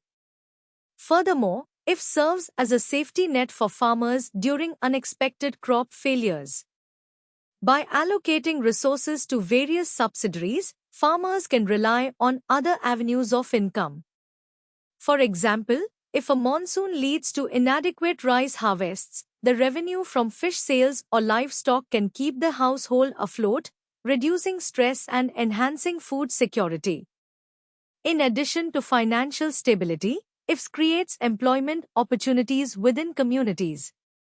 As farms expand and diversify, the demand for labor increases, providing work to locals who may struggle to find jobs elsewhere. This not only uplifts individual families but also strengthens the rural economy as a whole. Moreover, integrated systems often lead to higher productivity. By utilizing organic waste from one component as inputs for another, such as manure from livestock enriching the soil for crops or byproducts from fish farming acting as fertilizers, farmers can enhance their yields. This system of recycling nutrients leads to healthier crops and livestock, ultimately ensuring greater returns on their investments. Importantly, integrated farming systems are particularly accessible for marginal and submarginal farmers. These farmers, often with limited resources and small land holdings, can easily adopt IFS principles. By starting small and progressively expanding their integrated systems, they can manage their resources wisely without overwhelming investments. The general upliftment of farm activities is another significant advantage of IFS. When resources are used efficiently, it not only maximizes production but also minimizes waste. The synergy created between different farming practices fosters a vibrant agricultural landscape and enhances the quality of life for farmers and their families. Lastly, integrating various agricultural practices leads to a more effective utilization of land, labor, time, and available manures. This holistic approach transforms farms into productive ecosystems where every inch of land, every hour of labor and every morsel of organic waste is thoughtfully utilized, resulting in a sustainable agricultural framework that other farming systems worldwide look to emulate. As rural India embraces the integrated farming system, the landscape is evolving, and so are the lives of the farmers. By weaving together the threads of diversified farming, they are not just cultivating crops, they are nurturing a more resilient and prosperous future. Through IFS, farmers are learning to thrive, proving that with the right integration and management of resources, the possibilities are boundless. Elements required for plant growth. The vital elements of plant growth in agriculture. In the enchanting world of agriculture, the growth of plants hinges on a delicate balance of elements that serve as their lifeblood. At the heart of this intricate system are \TBF, macronutrients, and \TBF, micronutrients, both of which play essential roles in the development and sustenance of plant life. Macronutrients, the building blocks of plant life. Macronutrients are the primary components required in large quantities for plant growth. These include \TBF, nitrogen, N. This nutrient is paramount in the formation of proteins, which are vital for plant structure and function. Nitrogen is not only an integral part of proteins but is also a key component of chlorophyll, the green pigment that enables plants to capture the sunlight necessary for photosynthesis. A robust supply of nitrogen leads to vigorous vegetative growth, resulting in lush, dark green foliage that is indicative of a healthy plant. \TBF, phosphorus, P. Phosphorus is essential for the production of nucleic acids, which encode genetic information and are crucial for cellular processes. Moreover, this nutrient plays a pivotal role in the production of enzymes vital for the conversion of light into energy. Additionally, phosphorus stimulates vigorous root growth, enabling plants to anchor themselves and absorb more water and nutrients effectively. \TBF, potassium, K. Serving as a vital ally in the plant's processes, potassium aids in carbon assimilation and the transport of photosynthates, substances synthesized through photosynthesis, from leaves to other parts of the plant. It also governs water regulation, including uptake and loss. Adequate potassium levels bolster plants' resistance to adverse conditions such as frost, drought, and various diseases. \TBF, magnesium, Mg, primarily found in chlorophyll, magnesium is a catalyst for numerous enzymatic reactions that are vital for plant metabolism, enhancing the efficiency of energy production and usage. \TBF, sulfur, S. Sulfur is a critical component of certain amino acids, which are integral building blocks of proteins. Apart from its foundational role in protein synthesis, it also contributes to the production of essential vitamins such as vitamin B1 and is a part of various important enzymes. \TBF, calcium, Ca, essential for structural stability. Calcium is a key player in cell division and enlargement. It influences the growth of root and shoot tips and fortifies cell membranes. Moreover, calcium is crucial for pollen development and helps prevent premature leaf drop. Micronutrients, the silent contributors. In contrast to macronutrients, \TBF, micronutrients are required in smaller quantities but are equally critical to plant health. These minor elements include \TBF, iron, Fe, \TBF, zinc, Zn, \TBF, manganese, Mn, \TBF, copper, Cu, \TBF, boron, B, \TBF, chlorine, Cl, \TBF, molybdenum, Mo. In some cases, other elements such as \TBF, sodium, Na, \TBF, cobalt, Co, \TBF, vanadium, Wa, \TBF, nickel, Ni, and \TBF, silicon, C, can also play essential roles in providing additional support to various plant species. The role of manures and fertilizers. The utilization of \TBF, manures, and \TBF, fertilizers, is crucial in replenishing soil nutrients and enhancing plant growth. Manures, derived from plant and animal waste, decompose over time to release essential nutrients. They can be categorized into two primary types. 1. \TBF, bulky organic manures. These include farmyard manure, FYM, compost, and green manures, all of which enhance soil structure and microbial activity. 2. \TBF, concentrated organic manures. These are rich in nutrients and include products such as oil cakes, fish meal, and bone meal, which provide plants with quick-access nutrients. In contrast, \TBF, fertilizers, are commercially manufactured chemical compounds that have higher nutrient concentrations and release nutrients rapidly, making them a popular choice for farmers looking for immediate results. Enhancing soil quality with organic practices. Employing organic manures, like FYM and compost, can significantly improve the physical characteristics of soil. For instance, organic manures enhance water retention in sandy soils while improving aeration in clayey soils. They add not only macronutrients but also crucial micronutrients, facilitating an environment conducive to plant growth. Practices such as \TBF, green manuring, and \TBF, green leaf manuring, involve incorporating green plants and leaves into the soil, which enriches it with organic matter and nutrients.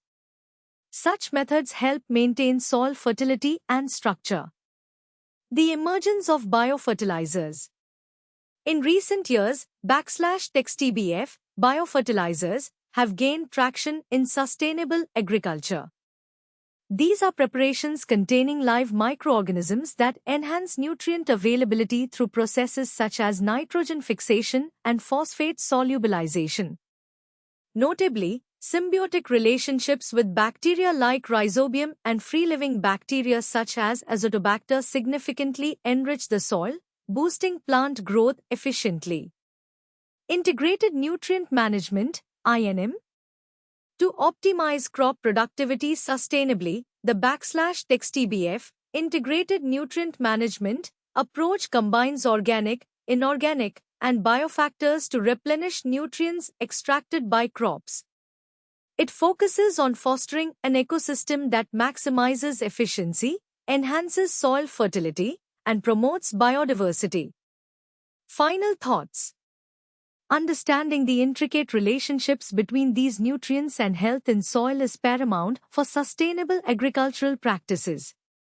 Just as these elements work synergistically to support plant growth, humans must work cooperatively to protect our natural resources and improve agricultural practices. With awareness and sustainable practices, we can ensure the vitality of the land, contribute to food security, and cultivate a thriving environment for future generations. Did you know? Recently, India's national air carrier, Air India, along with Jet Airways and APJ Shipping, committed to the Buckingham Palace Declaration, a united stand against the abhorrent crime of wildlife trafficking. This initiative underscores the importance of protecting biodiversity and safeguarding our environmental heritage while promoting a sustainable future. Invasive flora.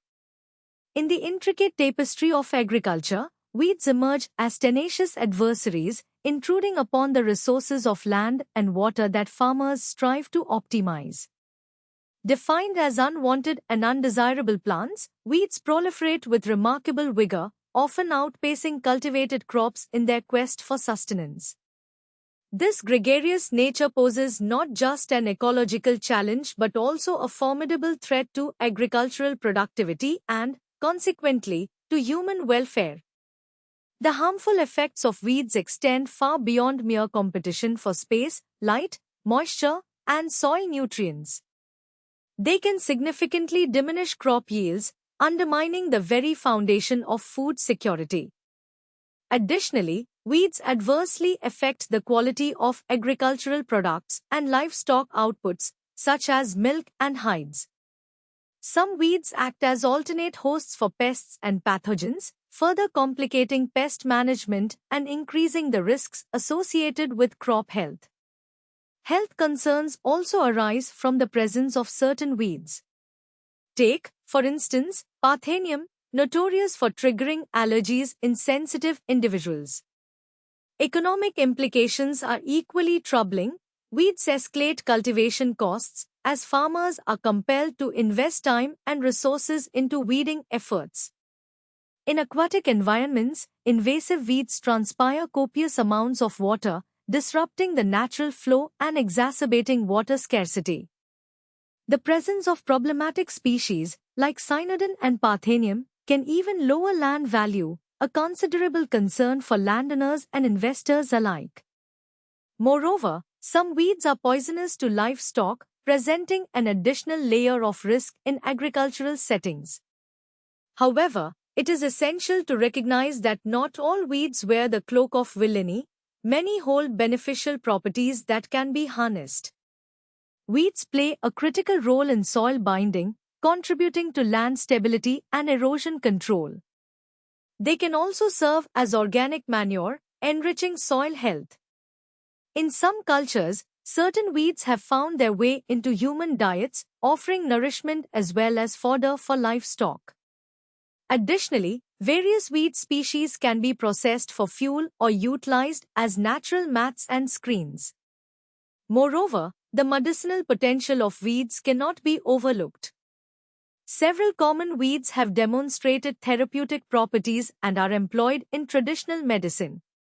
For instance, Phyllanthus niluri is known for its efficacy against jaundice, while Eclipta alba is reputed to alleviate scorpion stings. Centella asiatica is celebrated for its memory-enhancing abilities, and Cynodon dactylon finds applications in treating asthma and piles. Similarly, Cyperus rotundus is recognized for stimulating milk production in dairy animals. Weeds also act as valuable bioindicators of soil health. Certain species can reveal the quality of the soil, with Collonum thriving in nutrient-rich environments, while Cymbopogon indicates poor, low-light soils, and sedges reveal poorly drained systems. The adaptive roles of these plants underscore the complex relationships in our ecosystems. As agriculture evolves, so too do our practices and techniques. The advent of genetically modified (GM) crops marks a significant turning point.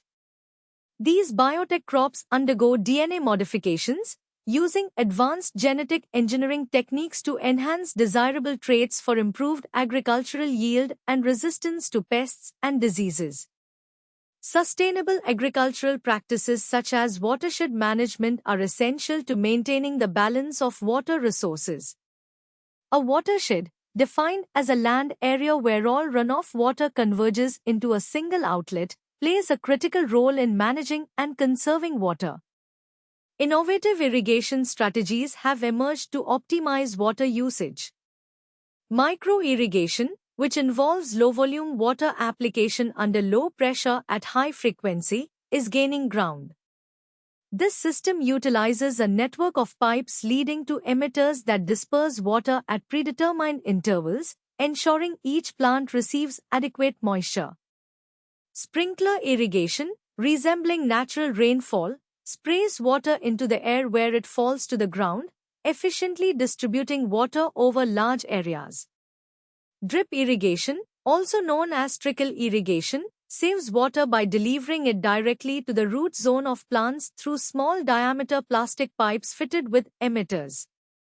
This targeted approach ensures minimal water wastage, contrasting with surface irrigation methods that saturate the entire soil profile.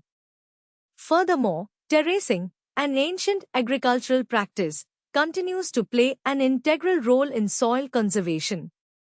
By constructing embankments or ridges across slopes, terracing controls runoff and mitigates soil erosion. This practice effectively shortens the hillside slope, reducing sheet and rill erosion and preventing the formation of gullies, thus preserving the integrity of the land. In contemporary times, the significance of environmental stewardship is underscored by regulatory bodies. The National Green Tribunal, NGT, represents a vital mechanism for overseeing ecological balance, recently suspending the environmental clearance for the 780 megawatts Nyamjung-Chu Hydel power project in Arunachal Pradesh, highlighting the ongoing struggle to harmonize development with ecological preservation.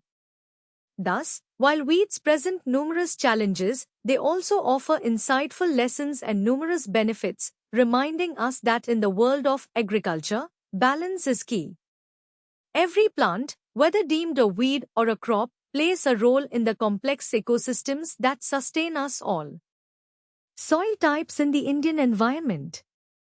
Beneath the vast canvas of Earth's landscapes lies a precious yet often overlooked layer known simply as soil.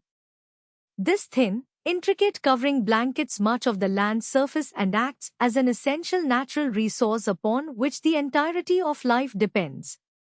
Each grain represents a universe composed of minerals in various sizes, organic materials derived from the decay of former life, and open spaces that can cradle water or air, serving as the very foundation of our ecosystems. For plants to thrive, a well-balanced soil should ideally possess around 45% minerals, an intimate blend of sand, silt, and clay, coupled with 5% organic matter, while allowing room for 25% air and an equal measure of water. Soils don't appear spontaneously, they evolve gradually as a product of several environmental factors. Let's explore these pivotal influences, each contributing to the unique tapestry that is soil.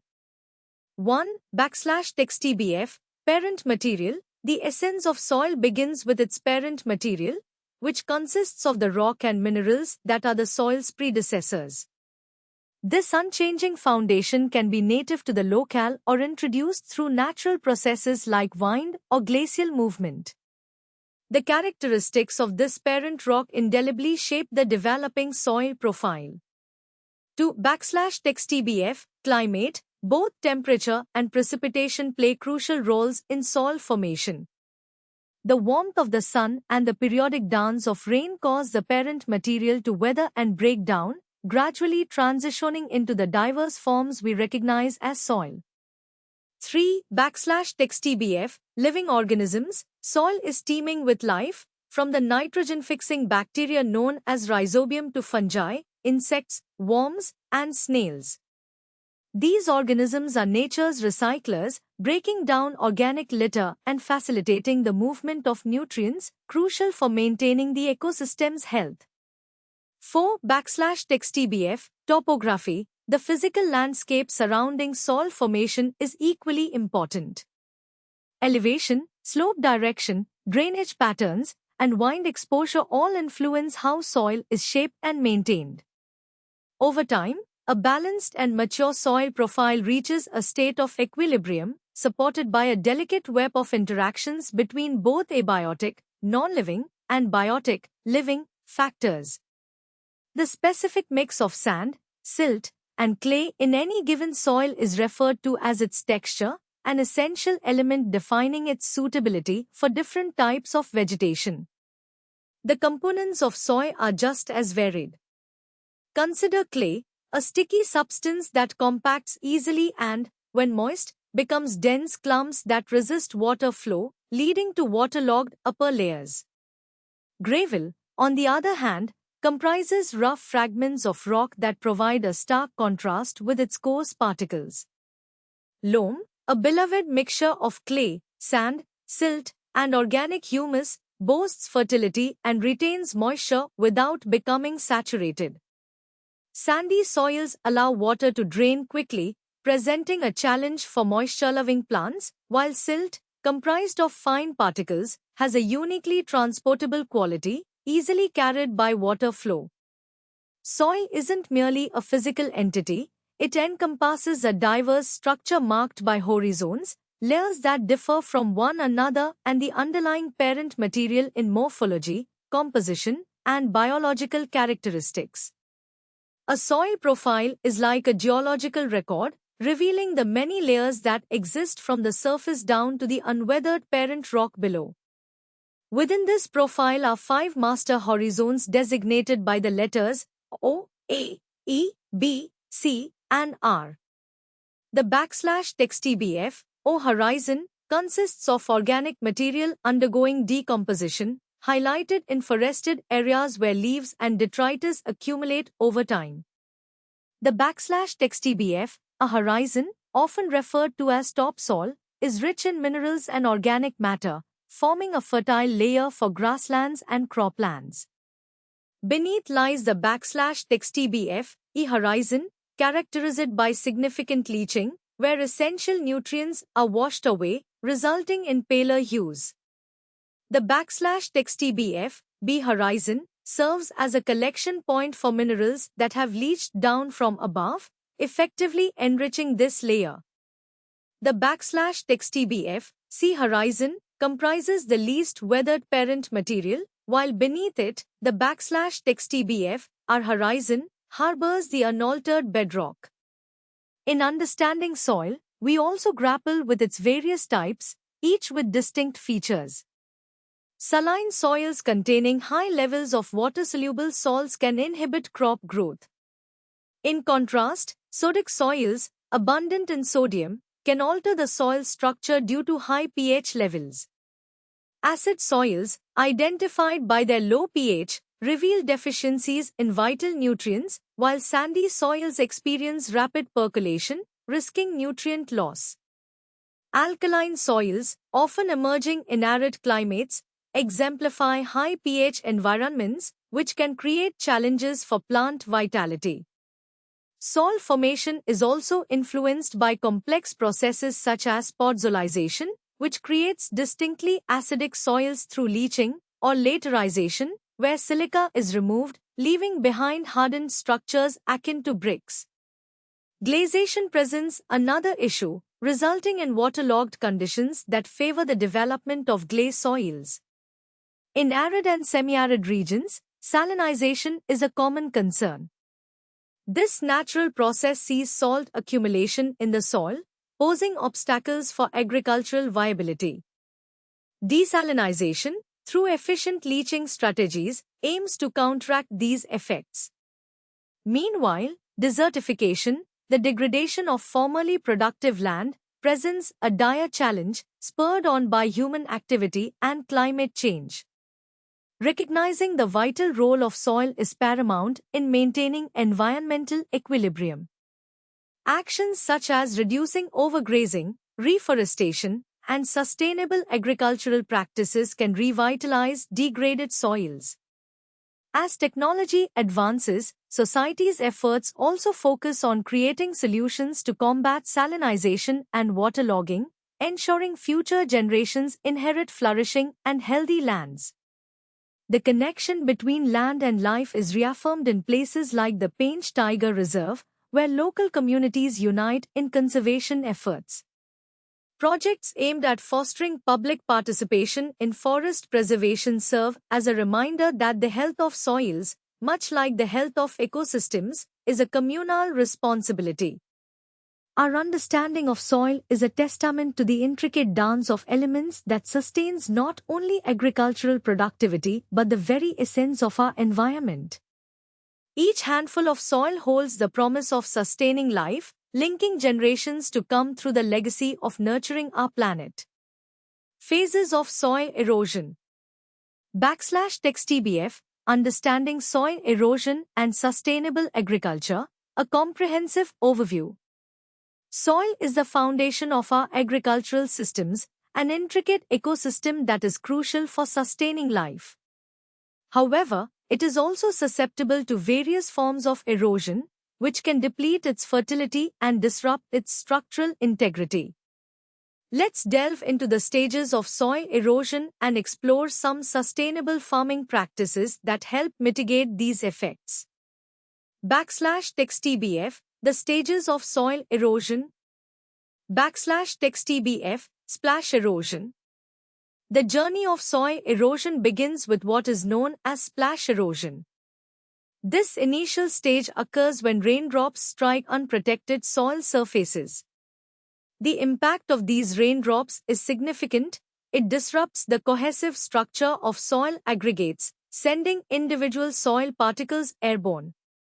These splashed particles can travel short distances, leading to an immediate, though often unnoticed, loss of soil. \TBF sheet erosion. As the rain continues, another form of erosion emerges, sheet erosion. In this scenario, a thin layer of soil is uniformly displaced across an area without vegetative cover. Raindrops detach soil particles that mix with water, creating runoff. This mixture travels downstream, gradually depositing soil in different locations, which can lead to significant depletion in the original area. \TBF rill erosion. When sheet flows start to concentrate in specific areas, rill erosion occurs. Unlike the subtle effects of sheet erosion, rill erosion is marked by visible channels cut into the landscape. This erosion type typically manifests when rain falls intensely over a prolonged period, leading to accelerated runoff that scars the land. \TBF gully erosion. With further heavy rainfall, rill erosion can evolve into gully erosion. This advanced stage is characterized by the development of deeper channels that are too wide to traverse using standard farming equipment. Gullies can form rapidly, causing significant topsoil loss and habitat disruption. Awareness about such erosion dynamics is crucial for farmers and land managers aiming to maintain soil health and productivity. \TBF agronomic practices for sustainable agriculture. To combat issues like soil erosion, farmers have developed a range of sustainable agricultural practices. Here are some of the most impactful methods. \TBF ammonification. This biological process involves the conversion of organic nitrogen compounds into ammonia, enriching soil fertility and encouraging plant growth. \TBF border cropping. This technique involves planting crops around the edges of fields. For instance, safflower can be used as a border crop alongside potatoes, helping to reduce erosion by providing a protective barrier. \TBF border strip irrigation. By subdividing fields into strips, each of which can be flooded separately, this irrigation method maximizes water efficiency while minimizing runoff. \TBF cover crops. These crops are grown specifically to cover soil surfaces, safeguarding against moisture loss through evaporation and reducing erosion caused by rain. \TBF contour farming. This practice involves plowing along the contours of the land, which helps reduce water runoff and soil erosion. \TBF system of rice intensification, SRI, developed in Madagascar and introduced to India in the 1980s. SRI integrates various practices like innovative nursery management and water conservation. The primary principle of SRI is to achieve more with less by optimizing rice yields while reducing water and chemical inputs. \TBF Sustainable Sugarcane Initiative, SSI, similar to SRI, the SSI focuses on efficient resource usage. This set of practices allows for significant increases in sugarcane yield while using less water and fewer chemical inputs. \TBF Additional critical concepts in agriculture. Understanding the synergy between various agricultural practices is essential. \TBF mulching. Covering the soil with organic materials reduces evaporation and safeguards soil temperature, all while suppressing weed growth. \TBF growth regulators. Substances such as auxins and cytokinins play crucial roles in controlling plant growth processes, ensuring agriculture remains productive. \TBF hidden hunger. This condition arises when soil nutrients are insufficient, but plants do not exhibit visual symptoms. It can significantly impact yields over time. \TBF, geotropism and heliotropism. These phenomena describe how plants respond to gravity and sunlight, respectively, both of which play fundamental roles in growth and yield potential. By fostering practices that counteract erosion and enhance soil health, farmers can create a more sustainable agricultural landscape that sustains both production and the environment. Through collective awareness and action, we can ensure that the soil remains fertile as it continues to support the livelihoods of countless communities around the globe. Acts and policies to save environment in India. Wildlife Protection Act, 1972. India stands as the world's first nation to recognize and embed provisions for environmental protection and conservation within its constitution. This commitment was crystallized during a momentous event on 5 June 1972, when environmental issues took center stage at the United Nations Conference on the Human Environment in Stockholm. This pivotal moment not only ignited awareness globally but also led to the establishment of 5 June as World Environment Day, celebrated by communities worldwide to honor planet Earth and mobilize efforts for its preservation. Following the Stockholm Conference, India embarked on an ambitious legislative journey aimed at solidifying its environmental protection framework. The government passed the Wildlife Protection Act in 1972, making a bold statement about the nation's commitment to wildlife conservation. This was soon followed by a series of vital legislation, including the Water, Prevention and Control of Pollution Act in 1974, the Forest Conservation Act in 1980, the Air, Prevention and Control of Pollution Act in 1981, and ultimately, the Environment Protection Act in 1986. Each of these acts played a crucial role in reinforcing the legal mechanisms for environmental protection in India. Constitutional provisions. In 1976, only 4 years after the critical Stockholm Conference, India took a significant step toward constitutionalizing environmental protection through the 42nd Amendment. Two pivotal articles emerged. \TBF, Article 48-A, underscores the responsibility of the state shall endeavor to protect and improve the environment and to safeguard the forests and wildlife of the country. \TBF, Article 51-A, G, details the duty of every citizen, stating, "It shall be the duty of every citizen of India to protect and improve the natural environment, including forests, lakes, rivers, and wildlife, and to have compassion for living creatures." Incorporating these articles into the Constitution emphasizes that environmental protection and conservation are not mere ethical considerations, they are fundamental responsibilities under Indian law. The Wildlife Protection Act of 1972. The Wildlife Protection Act of 1972 marked a significant turning point in India's journey toward environmental stewardship. At the time, wildlife and forestry were primarily regarded as state subjects under the Constitution, aligning with Entry 20 of List 2 of the 7th Schedule. This limited Parliament's ability to enact laws concerning wildlife, except under specific circumstances outlined in Articles 249, 250, and 252. Recognizing the urgent need for a cohesive national strategy on wildlife protection, Parliament stepped in, and thus, the Act was enacted. Its implementation was mandatory across all Indian states with the exception of Jammu and Kashmir, which had its own safeguarding legislation. The Act serves as a fundamental framework designed not only to protect India's diverse and rich wildlife but also to effectively manage these resources. Recognizing the evolving challenges in wildlife conservation, the Act has undergone several important amendments in 1982, 1986, 1991, and 1993, allowing it to adapt to contemporary needs. The rationale behind instituting the Wildlife Act was driven by alarming trends, a rapid decline in India's wildlife populations.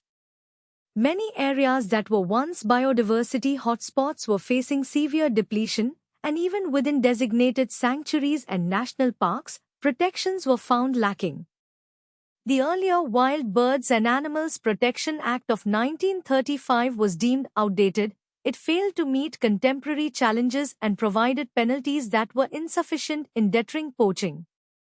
Moreover, the previous laws focused predominantly on hunting controls while neglecting critical factors contributing to wildlife decline, such as taxidermy practices and the illegal trade in wildlife materials.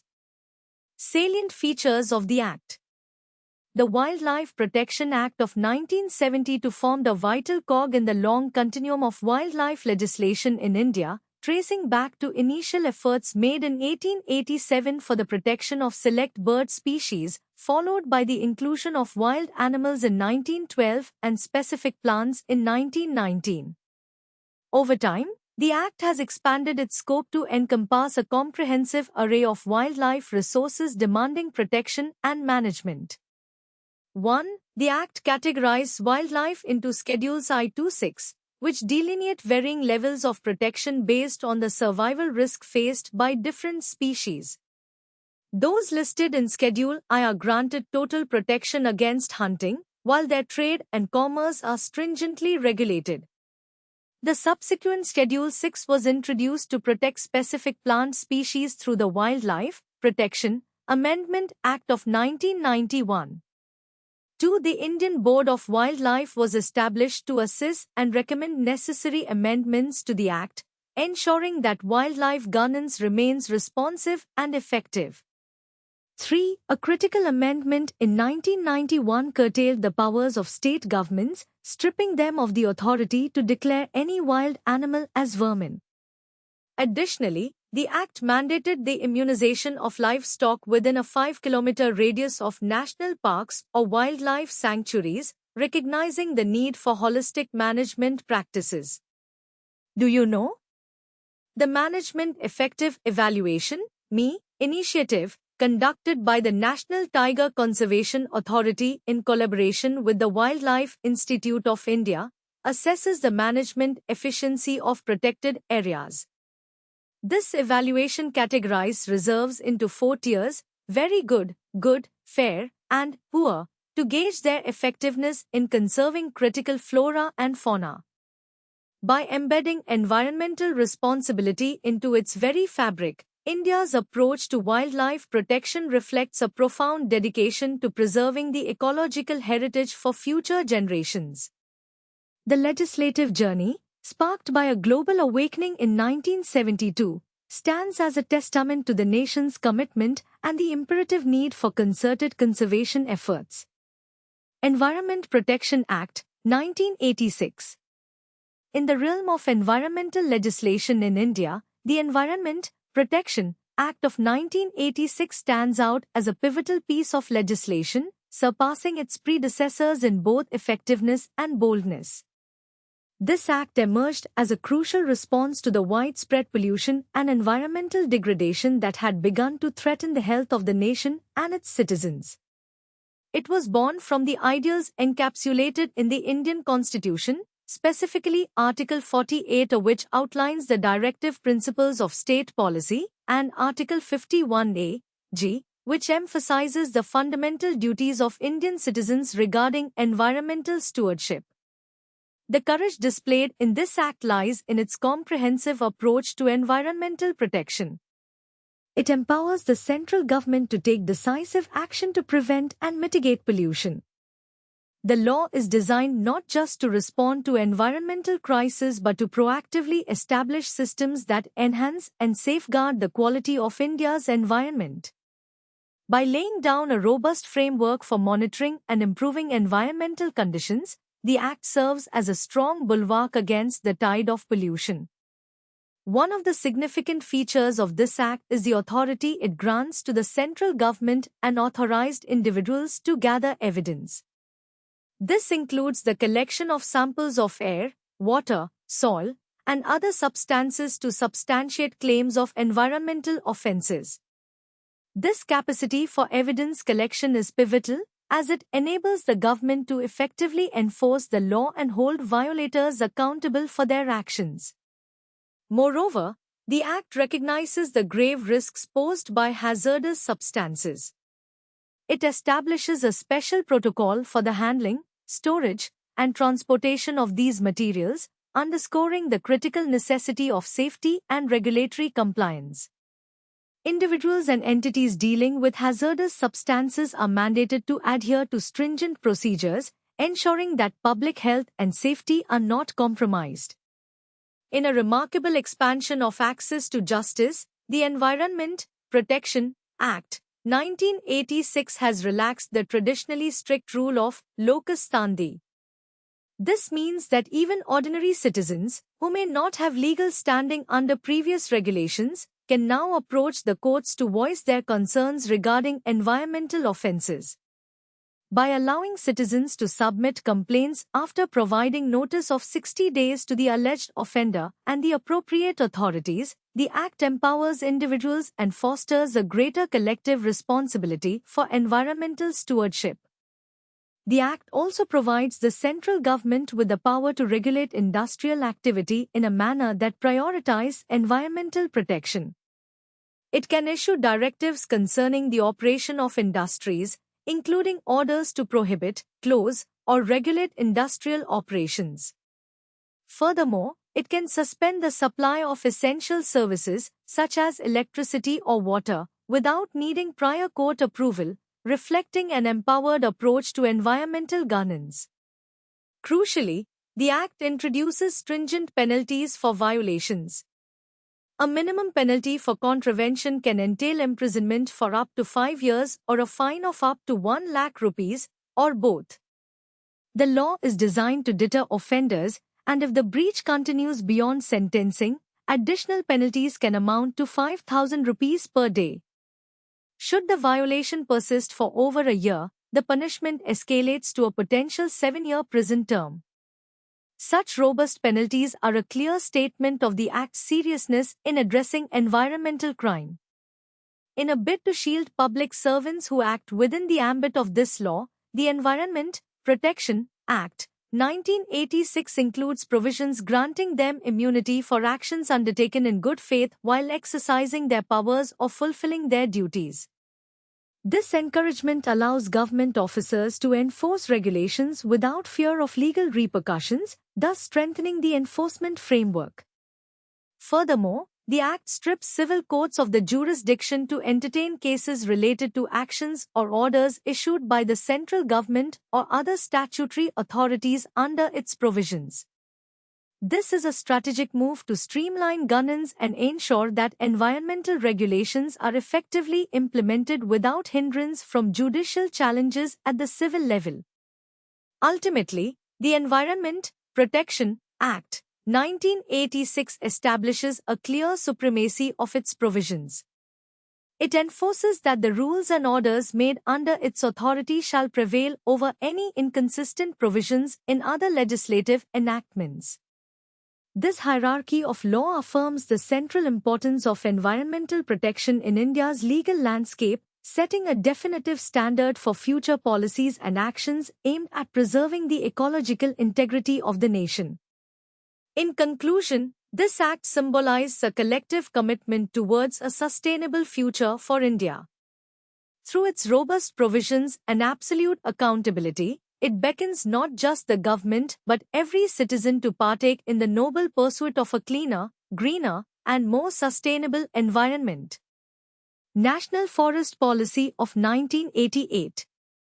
In the heart of India, amidst the rich tapestry of its diverse landscapes, the year 1988 marked a pivotal moment in the journey toward environmental sustainability. This moment was encapsulated in the establishment of the National Forest Policy, a visionary plan designed to safeguard the ecological balance essential for all forms of life, human, animal, and plant alike. The policy emerged with a fundamental purpose: to foster environmental stability that would resonate throughout the nation's ecosystems. Objectives of the National Forest Policy. The policy laid out a series of strategic objectives, each aimed at preserving the sanctity of India's natural heritage. One of its foremost goals was to protect the remaining natural forests, which serve as repositories of the vast biodiversity and genetic resources that characterize the nation's ecological wealth. These forests, teeming with native flora and fauna, are a testament to the richness of India's natural landscape. As part of its broader mission, the policy sought to address critical environmental issues such as soil erosion and land degradation. It targeted the catchment areas of rivers, lakes, and reservoirs, emphasizing the importance of soil and water conservation. By mitigating floods and droughts and reducing siltation in reservoirs, the policy aimed to secure the water resources essential for sustaining both human populations and natural ecosystems. Moreover, the policy recognized the significance of combating the encroachment of sand dunes in the arid regions of Rajasthan and along the coastal areas. It aimed to curb the spread of these dunes, which posed a threat to agriculture and local livelihoods. A key focus of the National Forest Policy was the ambitious goal of substantially increasing forest and tree cover across the country. Through extensive afforestation initiatives and social forestry programs, the policy sought to restore denuded, degraded, and unproductive lands, thereby enhancing the overall ecological health of the nation. Furthermore, it endeavored to boost the productivity of forests in a manner that would meet the essential needs of the nation. It advocated for more efficient utilization of forest produce, encouraging practices that would maximize the replacement of wood with sustainable alternatives. Major achievements. The implementation of the National Forest Policy has yielded significant achievements that underscore its impact on India's environmental landscape. One of the most notable successes has been the marked increase in forest and tree cover, a vital indicator of ecological restoration. The policy also facilitated the active involvement of local communities through the Joint Forest Management Program, fostering a sense of ownership and responsibility among the people when it comes to forest protection, conservation, and management. This participatory approach not only empowered local populations but also enhanced the effectiveness of conservation efforts. Additionally, the policy played a crucial role in meeting the fuel wood, fodder, minor forest produce, and small timber needs of the rural and tribal communities, thereby supporting their livelihoods while ensuring sustainable forest management. In tandem with these efforts, the policy prioritized the conservation of biological diversity and genetic resources through both ex situ and in situ measures. This dual approach has been instrumental in safeguarding not just individual species, but entire ecosystems that are vital to the health of the planet. Ultimately, the National Forest Policy of 1988 has made a significant contribution to maintaining environmental and ecological stability in India. As the country continues to navigate the challenges posed by rapid development and climate change, the principles embedded in this policy serve as a guiding light, illuminating the path toward a more sustainable future for generations to come. In a world that often overlooks the intrinsic value of nature, the legacy of this policy stands as a reminder of the importance of protecting our planet's fragile ecosystems. Biodiversity Act of 2002 / TBF, Chapter, Acts and Policies to Save the Environment in India. / TBF, Section, Biological Diversity Act 2002. In the year 2002, India marked a significant chapter in its commitment to environmental preservation with the enactment of the Biological Diversity Act. This pivotal legislation was inspired by India's dedication to fulfilling the obligations outlined in the United Nations Convention on Biological Diversity, CBD, which was adopted in 1992. At its core, the convention underscores a crucial principle: the sovereign rights of nations to explore, utilize, and manage their biological resources in a manner that aligns with the ethos of sustainability and conservation. The Biological Diversity Act 2002 serves multiple purposes. Its main objectives are encapsulated in three key pillars: ensuring the conservation of biological diversity, promoting the sustainable use of various biological components, and facilitating fair and equitable sharing of the benefits derived from the utilization of genetic resources and traditional knowledge. This act not only champions biodiversity conservation but also acknowledges the importance of indigenous wisdom and equitable access to resources that have been utilized for generations. To effectively implement these goals, the Act establishes a comprehensive three-tier structure designed to regulate access to biological resources. At the apex is the National Biodiversity Authority, NBA, which is responsible for overseeing the country's biodiversity management strategies and policies. At the state level, state biodiversity boards, SBBs, play a crucial role, ensuring that the unique needs and circumstances of each state are addressed while aligning with national objectives. Finally, at the grassroots level, biodiversity management committees, BMCs, empower local communities to engage actively in the preservation and sustainable management of their biological resources. This framework fosters a collaborative approach, recognizing that effective biodiversity conservation is best achieved through active local engagement and stewardship. In highlighting the importance of wildlife protection, the Act correlates with ongoing efforts to safeguard India's rich ecological heritage. For instance, the Wildlife Institute of India, WI, has proposed an innovative approach to minimize human impact on sensitive wildlife areas. One noteworthy recommendation involves designating the regions above wildlife sanctuaries as silent zones. This initiative advocates for strict noise regulations, positing that helicopter noise should not exceed 50 decibels to create a serene environment for wildlife flourishing in sanctuaries like the Kedarnath Wildlife Sanctuary, KWLS. By maintaining lower noise levels, the WI aims to protect habitats, enhance the well-being of flora and fauna, and encourage a more harmonious coexistence between human activities and the natural world. In conclusion, the Biological Diversity Act 2002 stands as a testament to India's proactive stance in safeguarding its ecological treasures.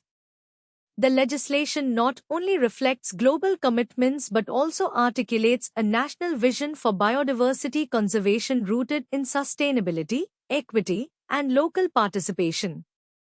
Through these measures, India endeavors to nurture its rich biodiversity for future generations while promoting an environment where both people and nature can thrive. Scheduled Tribes and Other Traditional Forest Dwellers, Recognition of Forest Rights, Act, 2006. In the heart of India's vast, green forests lies a story of hope, resilience, and the struggle to reclaim dignity and rights. This tale is particularly poignant for the indigenous and traditional forest-dwelling communities scattered across the country, who for generations have nurtured these lands not just for survival, but as part of their identity and culture. The Forest Rights Act of 2006 emerged amid this backdrop, a landmark piece of legislation designed to recognize and safeguard their access to forests, land, and the natural resources that have sustained them for centuries. At its core, the Forest Rights Act, FRA, acknowledges the deep connection that many communities have with their environment. It marks a significant shift in policy, recognizing not only individual rights to cultivated land within forest domains, but also community rights over shared resources. This intersection of conservation and livelihood creates an unprecedented opportunity for these communities, allowing them to secure their futures while simultaneously committing to the sustainable stewardship of their forests. However, the implementation of the Act has faced hurdles, particularly in the context of funding. The Union Finance Ministry's decision to reduce the centre's contribution to non-recurring expenditures for Project Tiger from 100% to 60% has put pressure on state resources. For special status states, such as those nestled in the Himalayas, Himachal Pradesh, Jammu and Kashmir, and Uttarakhand, along with various northeastern states, the burden is slightly alleviated with a more favorable 90-10 funding ratio. Nevertheless, this poses challenges for comprehensive conservation efforts and highlights the need for collaboration between various levels of government. The FRA serves as a potential tool for empowering local self-governance and enhancing livelihood security for forest communities while addressing crucial conservation and management issues related to India's natural resources. For the first time, the Act formally recognizes community rights alongside individual entitlements. It empowers communities to protect, regenerate, and manage the forest resources they have nurtured and relied upon. Furthermore, it acknowledges the importance of traditional knowledge related to biodiversity and cultural diversity, giving legitimacy to the intellectual property rights of these communities. Key features of the Forest Rights Act include provisions for the recognition of rights for other traditional forest dwellers, provided they can demonstrate a continuous dependence on the forest for at least 3 generations prior to 13 December 2005. The Act respects a generational timeframe defined as 25 years, ensuring that those who have lived in harmony with the forest are recognized for their long-standing relationship with the land. The FRA delineates a maximum limit of 4 hectares for recognized rights on forest land, a measure intended to balance conservation with community rights. It extends to all types of protected land, including national parks, sanctuaries, and reserve forests, expanding the scope for communities to exert their rights. It allows the collection and sale of minor forest produce, deemed essential for the livelihood of many families.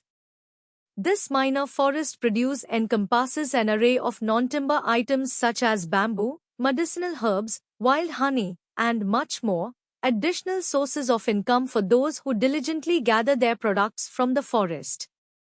Moreover, the Act outlines the rights of forest-dwelling communities regarding government projects, ensuring that their lands are not arbitrarily diverted away for schools, hospitals, or infrastructure development without adequate compensation and acknowledgement of their rights. These rights are designed to be heritable. They can be passed down to future generations but cannot be transferred or sold outside the family, ensuring continuity and stability for these communities. Importantly, the FRA ensures protection against eviction.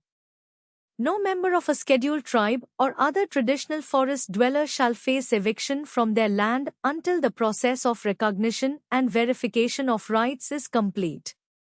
This provision is critical in safeguarding the livelihoods and homes of individuals who have long relied upon the forest for their subsistence. A beacon of hope in this process is the Gram Sabha, which has been designated as the authority responsible for initiating the evaluation of individual and community forest rights. This local governance body plays a pivotal role in fostering community involvement and ensuring that the voices of the forest dwellers are heard. In a related note, the National Tiger Conservation Authority, NTCA, continues its efforts in preserving India's rich wildlife. Nandhaur Wildlife Sanctuary, a beautiful expanse nestled between the Gola and Sarda rivers, has been recommended as the 3rd tiger reserve in Uttarakhand, following the well-established Rajaji and Corbett sanctuaries. This sanctuary is part of the Terei Arc landscape, renowned for its ecological significance, and highlights the need for balance between conservation efforts and the rights of local communities. The Forest Rights Act of 2006 stands as a pioneering stride towards integrating the rights of marginalized forest communities into the broader matrix of conservation policies in India. As it takes root, it offers not just hope for empowerment and sustainable livelihoods, but also a chance for harmony between humanity and nature, an enduring legacy that will shape the future of India's forests and its people. Green Highways Plantation, Translational Beautification and Maintenance Policy 2015.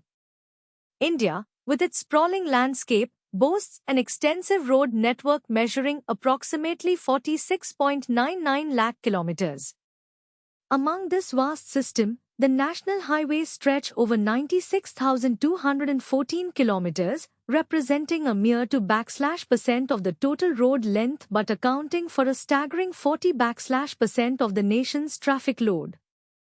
Recognizing the growing challenges of urbanization and environmental degradation, the Indian Ministry of Road Transport and Highways has unveiled an ambitious initiative to transform all existing national highways into green highways.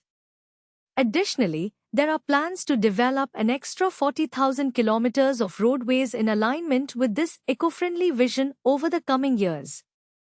The core objective of this Green Highway initiative is to foster eco-sustainability at the heart of road construction and maintenance.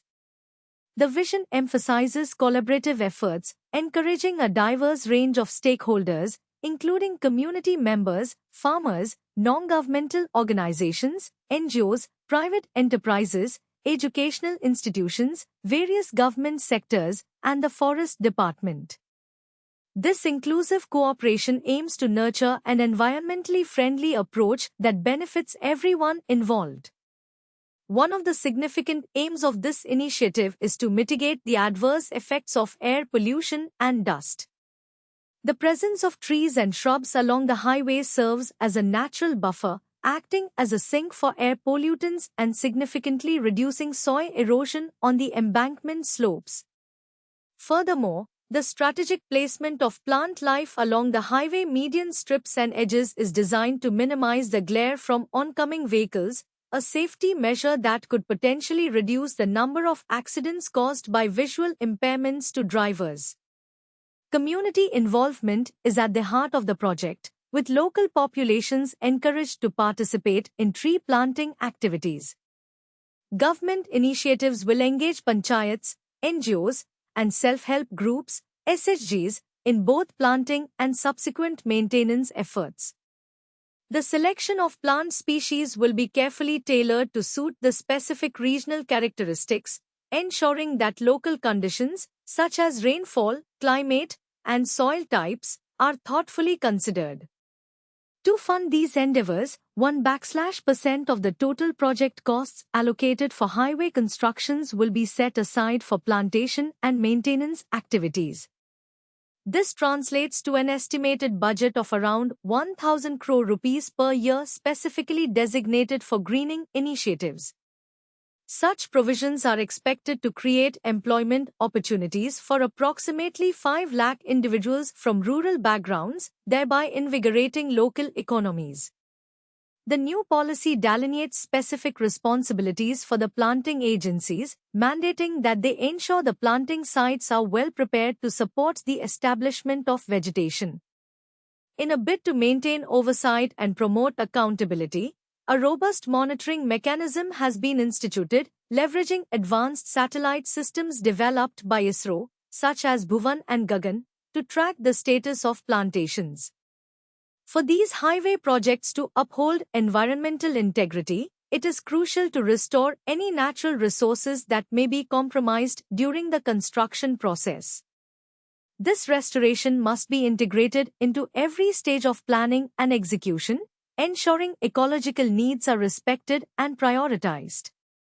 Highways envisioned as green corridors are not just roads but vital arteries that sustain biodiversity, regenerate habitats, and provide multifaceted benefits to all stakeholders, from daily road users to surrounding communities, while promoting eco-friendly economic growth. Intriguingly, while this initiative aims at environmental sustainability on roads, another significant project is underway to conserve wildlife. The National Tiger Conservation Authority, NTCA, is poised to launch a drone monitoring project aimed at combating wildlife poaching and addressing human-animal conflicts.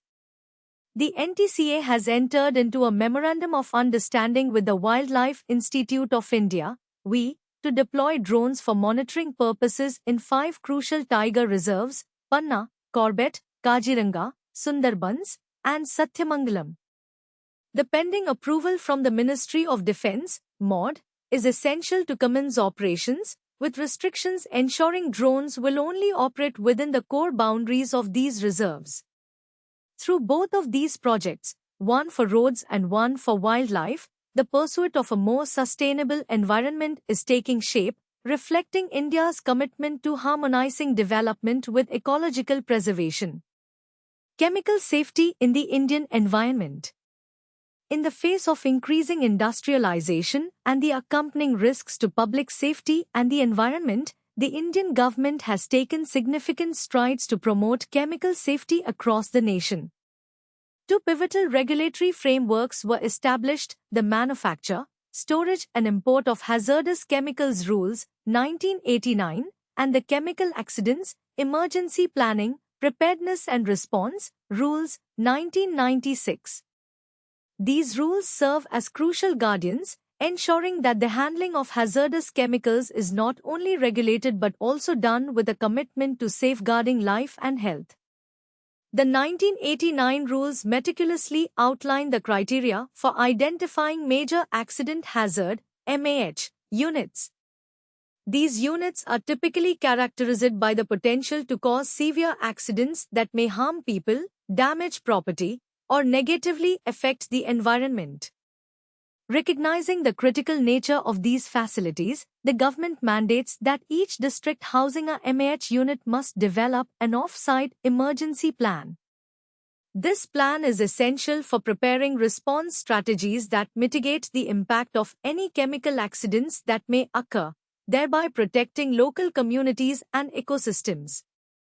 As the implementation of these regulations progressed, a comprehensive assessment revealed that there are currently 1,861 MAH units spread across 303 districts in India. This information underscores the importance of maintaining vigilant oversight and proactive measures in a landscape where hazardous chemicals are a part of industrial operations. In addition to fostering a regulatory environment for safety, these rules encourage a culture of preparedness and awareness. Stakeholders, including industry players, local authorities, and community members, are urged to collaborate, sharing knowledge and resources to ensure effective emergency response capabilities. Training sessions and drills are conducted to enhance readiness, enabling timely actions should an unexpected incident occur. Through the establishment of these foundational regulations, India reinforces its commitment to chemical safety. The government aims not only to prevent accidents but also to foster an overall environment of trust and security. As we look towards a sustainable future, it is essential for everyone, industries, governments, and communities alike, to adhere to these safety measures, ensuring that the balance between industrial growth and environmental preservation is maintained. Coastal Regulation Zone 2011. In the realm of coastal conservation, India has made significant strides with the introduction of the Coastal Regulation Zone (CRZ) notifications. Initially established in 1991, the notification laid down a framework to protect the delicate ecosystems adjoining the coastline. It classified coastal areas into 4 categories: CRZI, which encompasses ecologically sensitive regions; CRZ2, signifying built-up areas; CRZ3, comprising rural landscapes; and CRZ4, which pertains to water bodies. As of 2011, this classification remained intact, but with an important enhancement. CRZ4 now explicitly includes waters extending up to territorial limits, in addition to tidal-influenced bodies, underscoring the need for comprehensive marine protection. A noteworthy development in the 2011 amendments was the introduction of the Island Protection Zone notification, aimed at safeguarding the pristine islands of Andaman/and Nicobar and Lakshadweep under the Environment Protection Act of 1986. This legislative step acknowledges the unique ecosystems and cultural heritage of these islands, further reflecting a committed approach to environmental stewardship. CRZI, the guardian of ecological sensitivity. CRZI regions are vital for maintaining the integrity of India's coastal environment. These areas include ecologically sensitive features such as mangroves, coral reefs, sand dunes, mudflats, and various protected sites like national parks and wildlife sanctuaries. Notably, new regulatory measures mandate that if mangrove coverage exceeds 1,000 square meters, a 50-meter buffer zone must be established around it.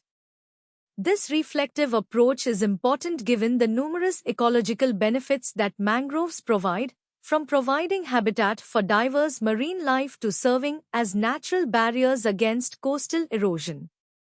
Moreover, the zone established between the low tide line, LTL, and high tide line, HTL, carries strict regulations.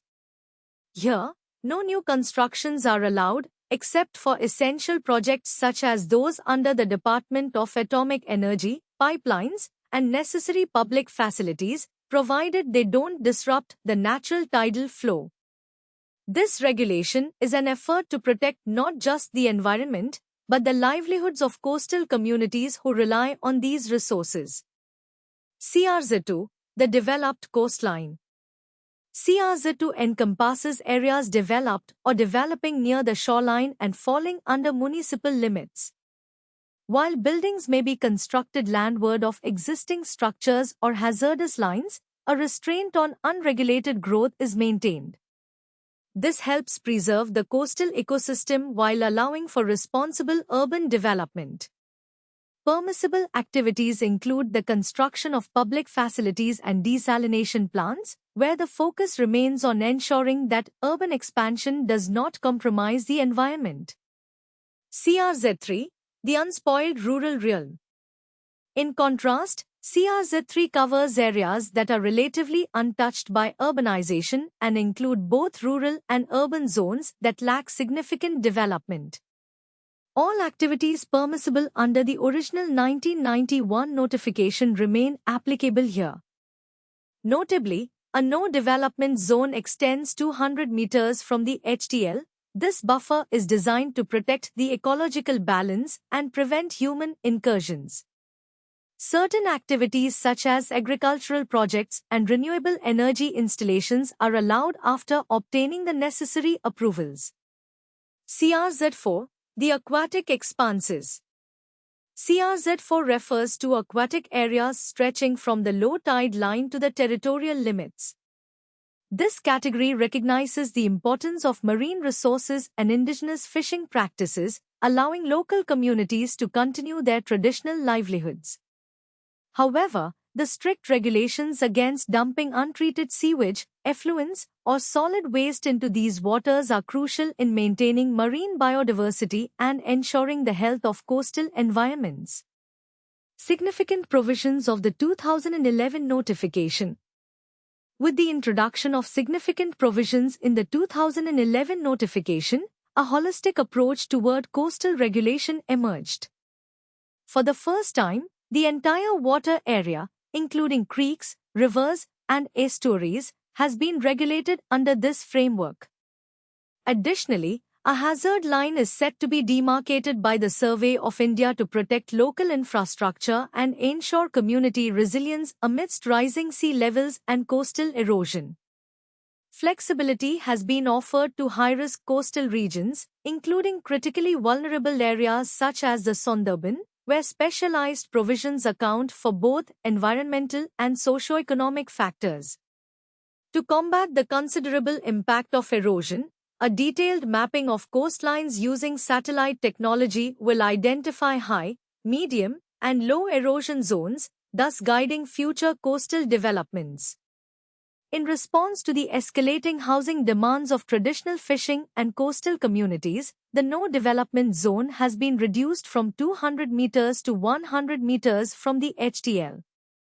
This modernization of guidelines reflects a balanced approach, promoting development while ensuring the conservation of coastal ecosystems. In sum, these regulatory frameworks represent a crucial commitment to the protection of India's coastal environments against the pressures of urban development, climate change, and man-made degradation. Through these efforts, India seeks to preserve its rich biodiversity, maintain the livelihood of coastal communities, and protect its valuable marine resources for generations to come. Island Protection Zone Notification 2011. In the heart of the Indian Ocean, the Andaman and Nicobar Islands and Lakshadweep emerge as jewels of nature, boasting a collective of approximately 500 islands in the former and around 30 in the latter. These groups of oceanic islands are not just picturesque landscapes, they serve as crucial reservoirs for some of the country's most vibrant biodiversity. The Andaman and Nicobar Islands, in particular, are renowned for their diverse ecosystems, harboring both terrestrial and marine life. Remarkably, over 85% of their geographical expanse is covered with lush forests, teeming with endemic species and offering a rich tapestry of wildlife. Meanwhile, Lakshadweep stands out as a pristine coral island system, playing a vital role in marine biodiversity. However, the limited geographic area of these islands poses significant challenges when it comes to environmental governance, particularly in relation to the Coastal Regulation Zone (CRZ) norms. The standard CRZ regulations typically enforce a buffer zone of 500 meters from the shoreline, but due to the compact nature of these islands, these regulations often overlap, making them ineffective and impractical for the nuanced ecosystems found here. Recognizing this critical necessity for tailored management, the Indian government introduced the Island Protection Zone (IPZ) notification in 2011. The primary aim of the IPZ notification is to create a dedicated framework for managing the unique characteristics of these islands, ensuring their environmental sanctity while also addressing the needs of local populations. One of the foremost objectives is to guarantee livelihood security for the fishing communities, indigenous tribes, and other local inhabitants who rely heavily on these coastal areas for their sustainable livelihoods. These communities bring forth a wealth of traditional knowledge and practices that are essential for the conservation of these ecosystems. In addition to supporting local livelihoods, the IPZ notification is fundamentally aimed at conserving and protecting the fragile coastal stretches. Given the threats posed by climate change, including rising sea levels and increased natural hazards, this policy emphasizes the importance of protecting these vital coastal ecosystems from overdevelopment and ecological degradation. Furthermore, the IPZ notification imparts a vision for fostering sustainable development based on scientific principles. It recognizes the delicate balance that must be maintained between human activities and the health of these unique environments, especially in light of the escalating challenges from climate change and environmental degradation. Interestingly, this quest for environmental protection is set against a backdrop of broader governance challenges in the country. For instance, in areas affected by left-wing extremism, LWE, the central government has put forth relaxations of green norms, valid until December 2018, under Section 2 of the Forest Conservation Act, 1980. This policy is aimed at expediting the creation of public utility infrastructure in identified districts, which illustrates the complex interplay between ecological preservation and socio-economic development. Therefore, the Island Protection Zone notification of 2011 serves as a dedicated blueprint for ensuring that the rich biodiversity of India's islands is protected, while also securing the rights and livelihoods of the communities that depend on these fragile ecosystems. It embodies the spirit of a balanced approach to development, one that seeks harmony between nature and human necessity, paving the way for a sustainable future for the islands and their inhabitants. Solid Waste Management Rules 2016. India is grappling with an immense challenge: the management of solid waste. Currently, The nation generates around 62 million tons of waste annually. Among this staggering amount, 5.6 million tons consist of plastic waste, signifying a critical issue in an era where single-use plastics are rampant. Additionally, the hazardous implications of 0.17 million tons of biomedical waste, 7.9 million tons of hazardous waste, and 1.5 million tons of e-waste are of significant concern. Daily, individuals in cities contribute between 200 to 600 grams of waste, which accumulates and exacerbates the waste crisis. Though 43 million tons of this waste are collected, only 11.9 million tons are treated, leaving a staggering 31 million tons relegated to landfill sites. This scenario reveals a troubling fact. While 75-80% of municipal waste is collected, a mere 22-28% undergoes processing and treatment. Alarmingly, waste generation is projected to escalate from 62 million tons to about 165 million tons by 2030, a clear indication that immediate action is imperative. To mitigate this burgeoning crisis, Indian authorities are urged to adopt scientific approaches to waste disposal. The principles of segregation, collection, and environmentally sound treatment must serve as the backbone for effective solid waste management.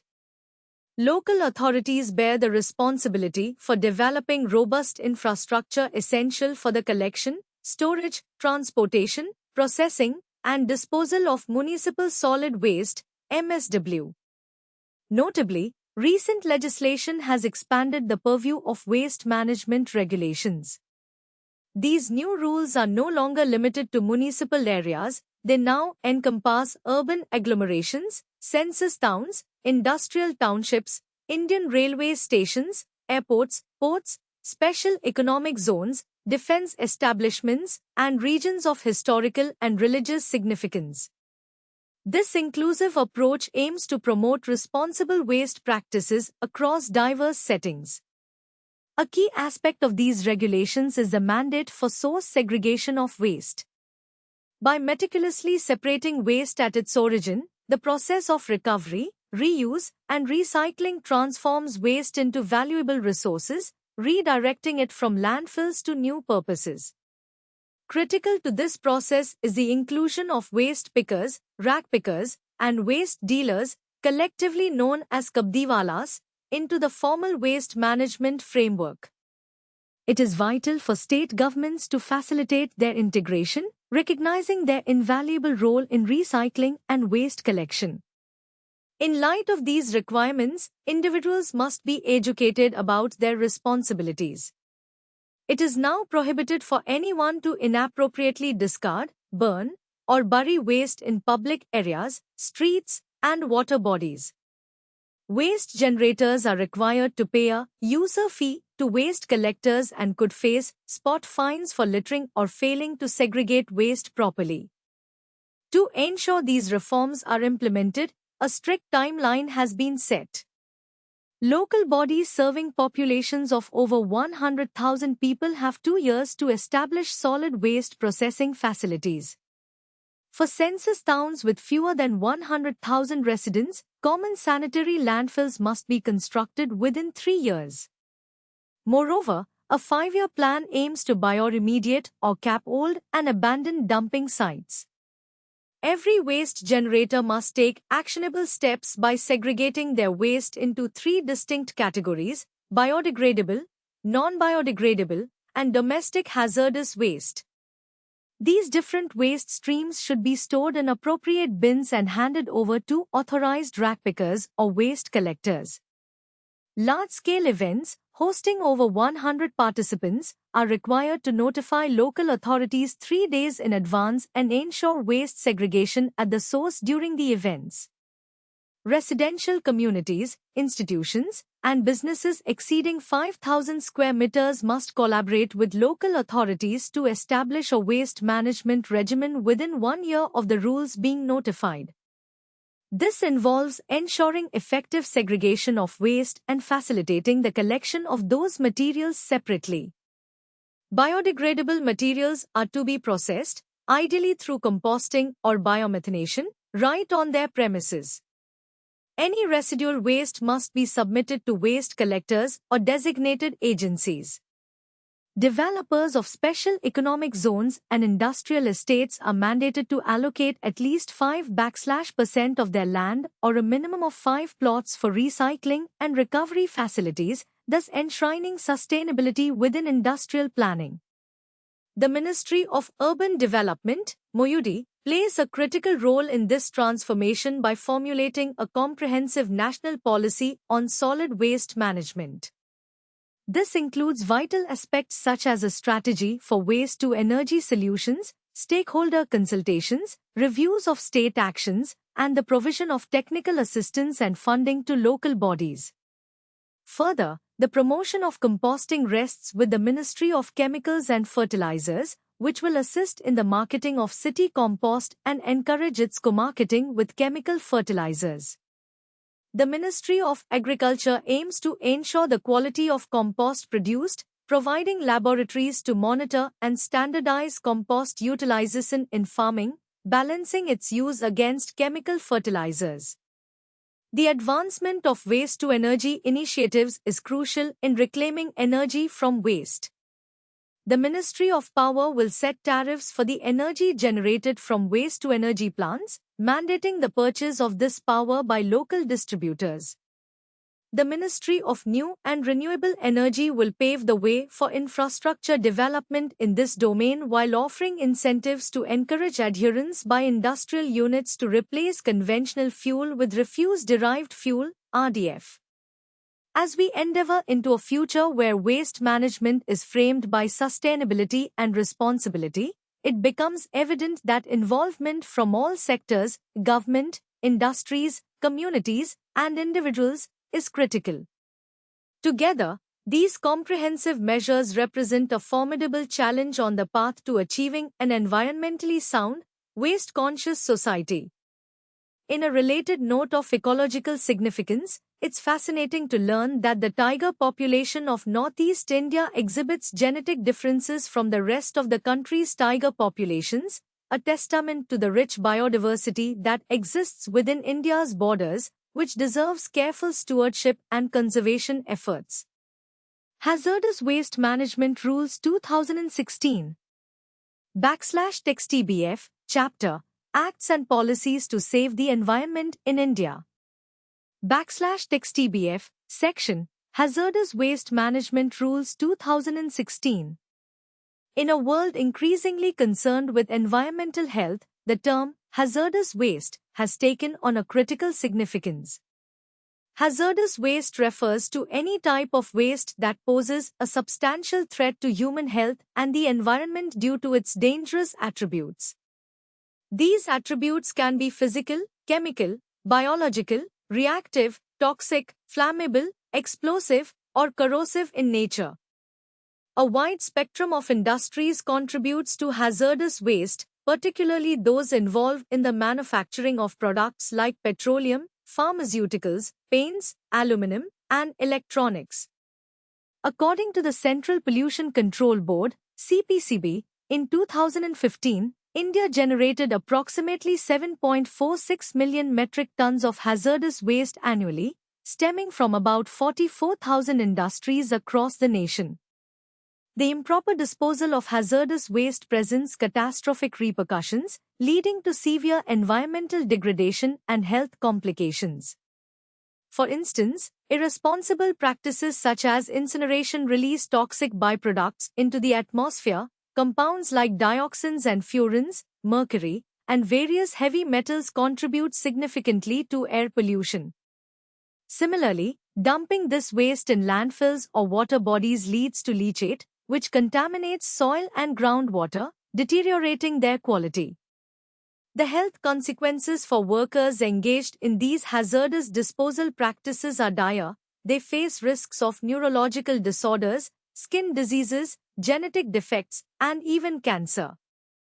This alarming situation underscores the urgent need for a systematic and scientific approach to hazardous waste management. Effective management strategies should focus on prevention, minimization, reuse, recycling, recovery, and safe disposal of waste.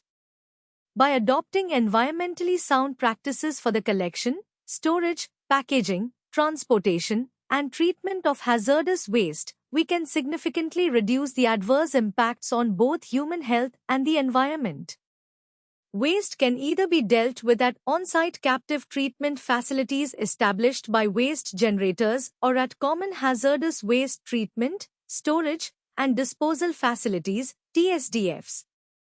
In an important legislative step forward, the hazardous waste management rules were revised in 2016 to specifically differentiate between hazardous waste and other types of waste. Other wastes encompasses categories such as used tires, paper waste, metal scrap, and obsolete electronic items, which are now viewed as resources for recycling and reuse. This recognition of waste as a resource is vital, as it helps supplement industrial processes, alleviating pressure on the pristine resources of our country. The highlights of these new rules are extensive. They expand the scope of regulations to include other waste, establishing a hierarchy of waste management. This hierarchy emphasizes priority actions beginning with prevention, followed by minimization, reuse, recycling, recovery, co-processing, and finally safe disposal. Each aspect of the processes involved, whether for permissions, import-export activities, or annual reporting, has been significantly revised, reflecting a stringent yet simplified approach to the management of hazardous and other wastes. To ensure these measures are effectively enforced, the rules set out a standard operating procedure, SOP, tailored to different waste types. These SOPs are crucial for stakeholders to adhere to while securing authorization from state pollution control boards, SPCB, or pollution control committees, PCC. Consolidating regulatory approvals is also a cornerstone of the 2016 rules. The process has been streamlined to facilitate a single-window clearance for establishing hazardous waste disposal facilities and for the import of other wasted resources. Co-processing is advocated as a preferred method of tackling hazardous waste, allowing companies to use waste as an additional resource for energy recovery.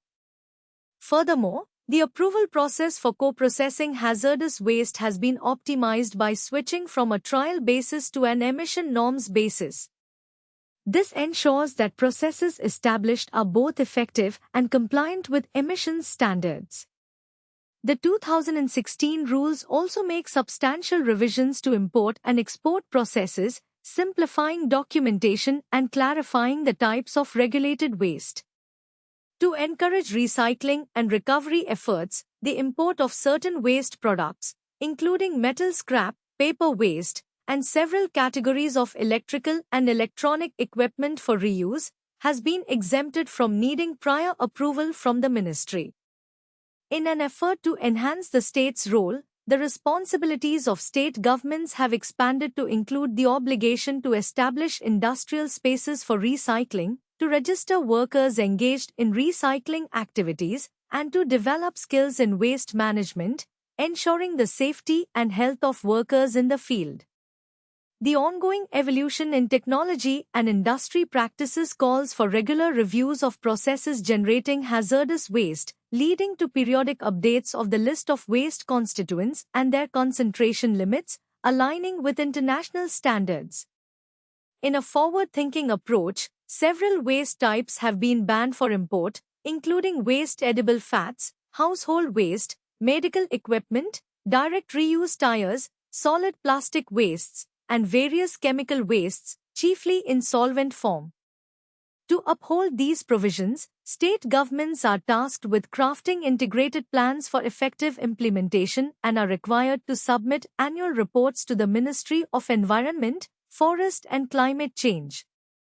Likewise, the State Pollution Control Board has a mandate to compile an annual inventory of waste generated, recycled, recovered, utilized, co-processed, re-exported, and disposed of, which must be submitted to the Central Pollution Control Board by 30th September each year.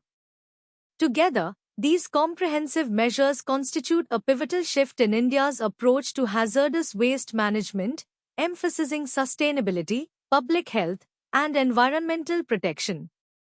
By taking charge of our waste, we pave the path for a healthier environment and a sustainable future. Construction and Demolition Waste Management Rules, 2016. In the vibrant tapestry of India's construction landscape, a new chapter has emerged amidst the bustling development projects that reshape its skyline.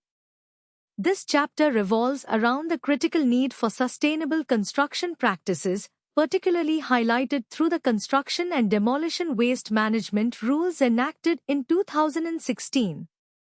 These regulations not only aim to manage the enormous volumes of waste generated by construction activities but also strive to mitigate their adverse environmental impacts. /TextBF, an inclusive framework for responsibility. The essence of these rules is to encompass every individual or organization that generates construction and demolition waste.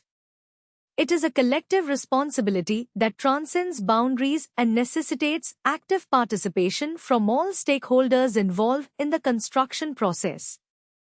/TextBF, duties of waste generators. Every waste generator, be it a large construction firm or an individual undertaking a home renovation, has a pivotal role to play. The first mandate is to segregate the waste responsibly.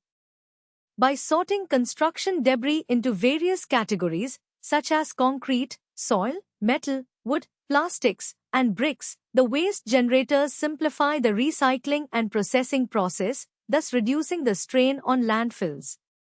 After segregating, they are required to deposit this waste either at designated collection centers or to authorized processing facilities equipped to handle diverse materials. Moreover, it is imperative for waste generators to prevent littering and ensure that debris does not obstruct public spaces, traffic routes, or drainage systems. This conscientious effort not only keeps urban environments clean but also safeguards public health and safety. For larger generators, those producing more than 20 tons of waste daily or over 300 tons per project monthly, there are additional responsibilities.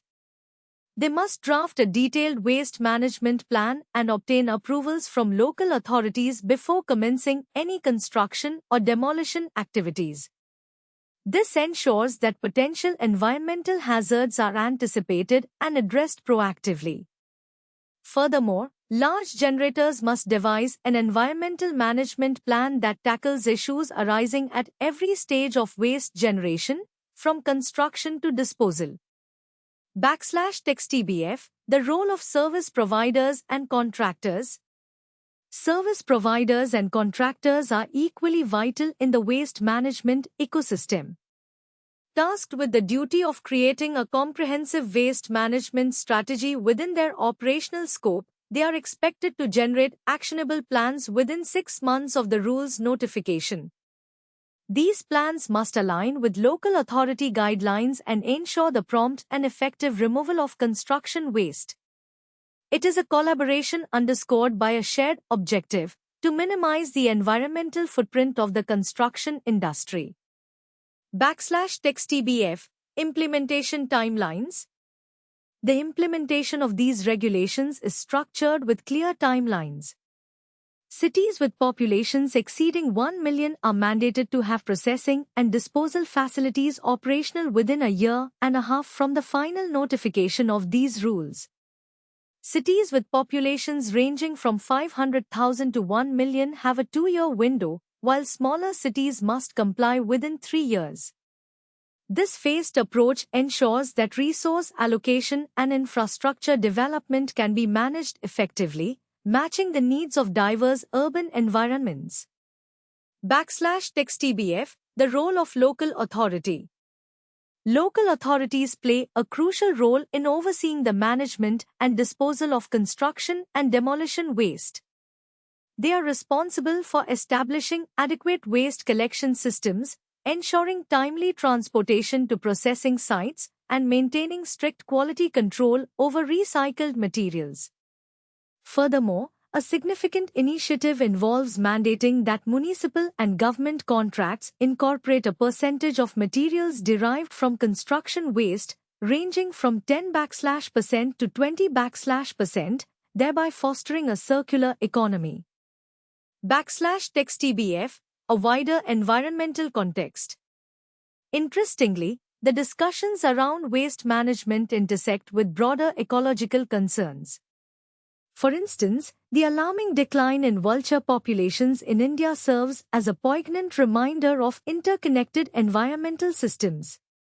With fewer vultures, secondary scavenger populations, such as dogs, jackals, and rodents, are surging. This shift may inadvertently escalate public health expenditures linked to zoonotic diseases, including rabies and leptospirosis. Moreover, the burgeoning population of feral dogs, alongside their altered feeding patterns, could disrupt the natural prey dynamics for apex predators like tigers, potentially jeopardizing their future viability. Thus, the narrative of construction and demolition waste management is not merely about regulations and compliance, it is intricately woven into the fabric of environmental stewardship, public health, and biodiversity conservation. By embracing these rules, India embarks on a transformative journey towards a sustainable future where development does not come at the cost of its ecological heritage. Each action taken reverberates through our ecosystems, highlighting the profound impact of responsible waste management on preserving the delicate balance of nature.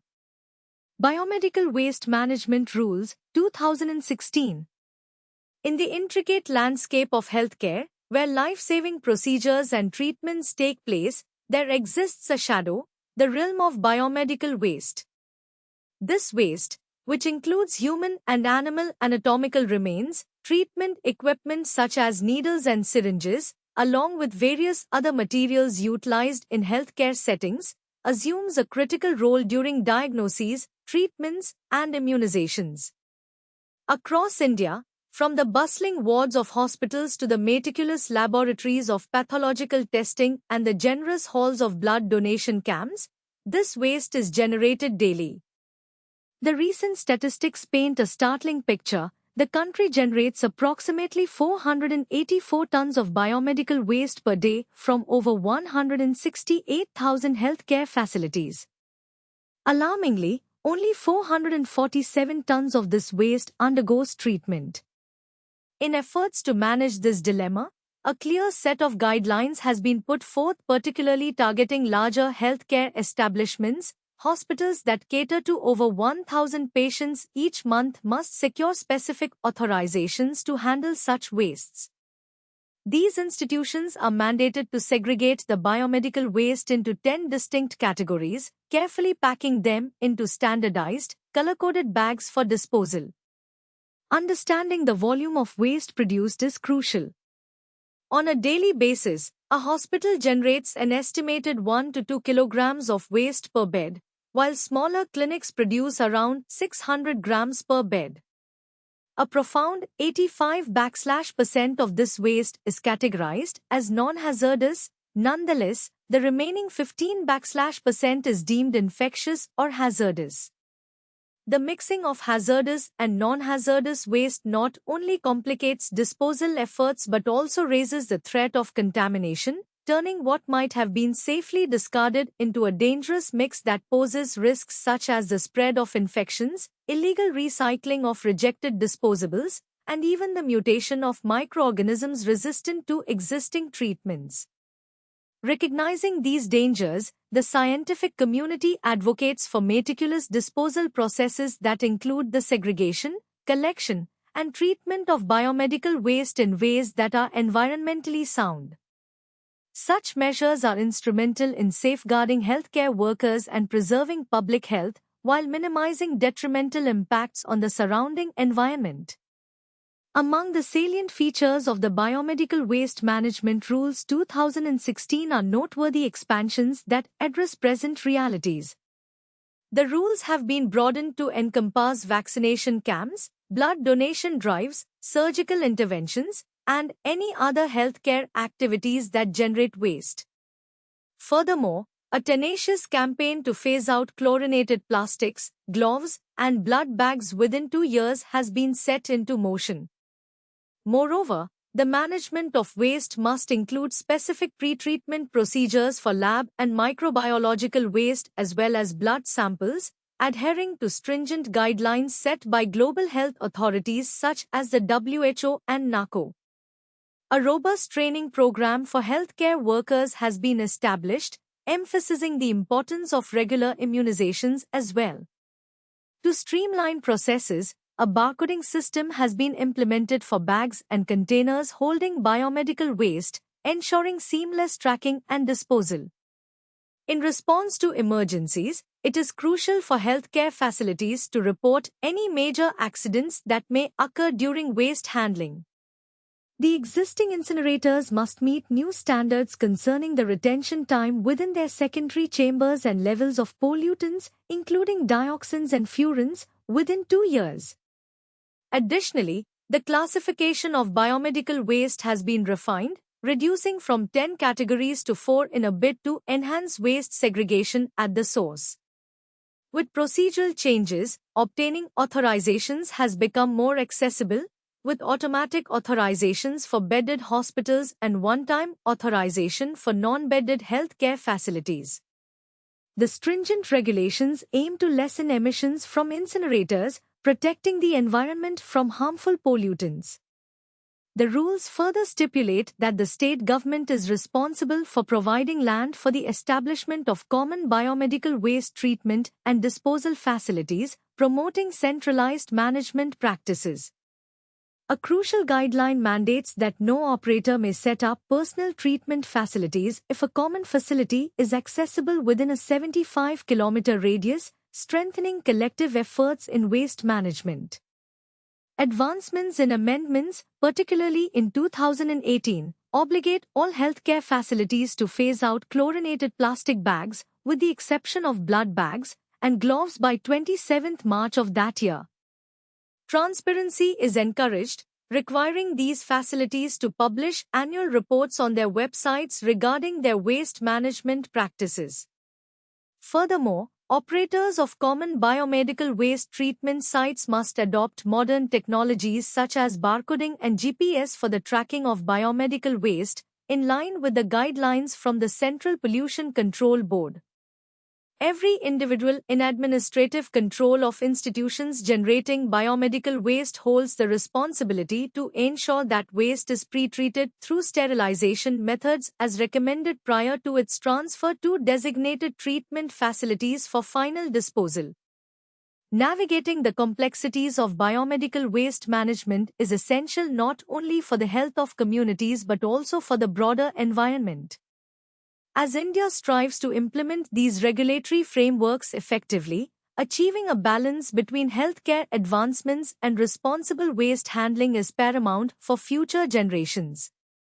The journey towards sustainable healthcare continues, intricately weaving public health, ecological integrity, and community well-being into its vibrant tapestry.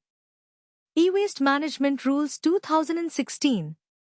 In the ever-evolving landscape of technology, India faces a significant challenge. An astonishing 17 lakh tons of electronic waste, e-waste, is generated each year.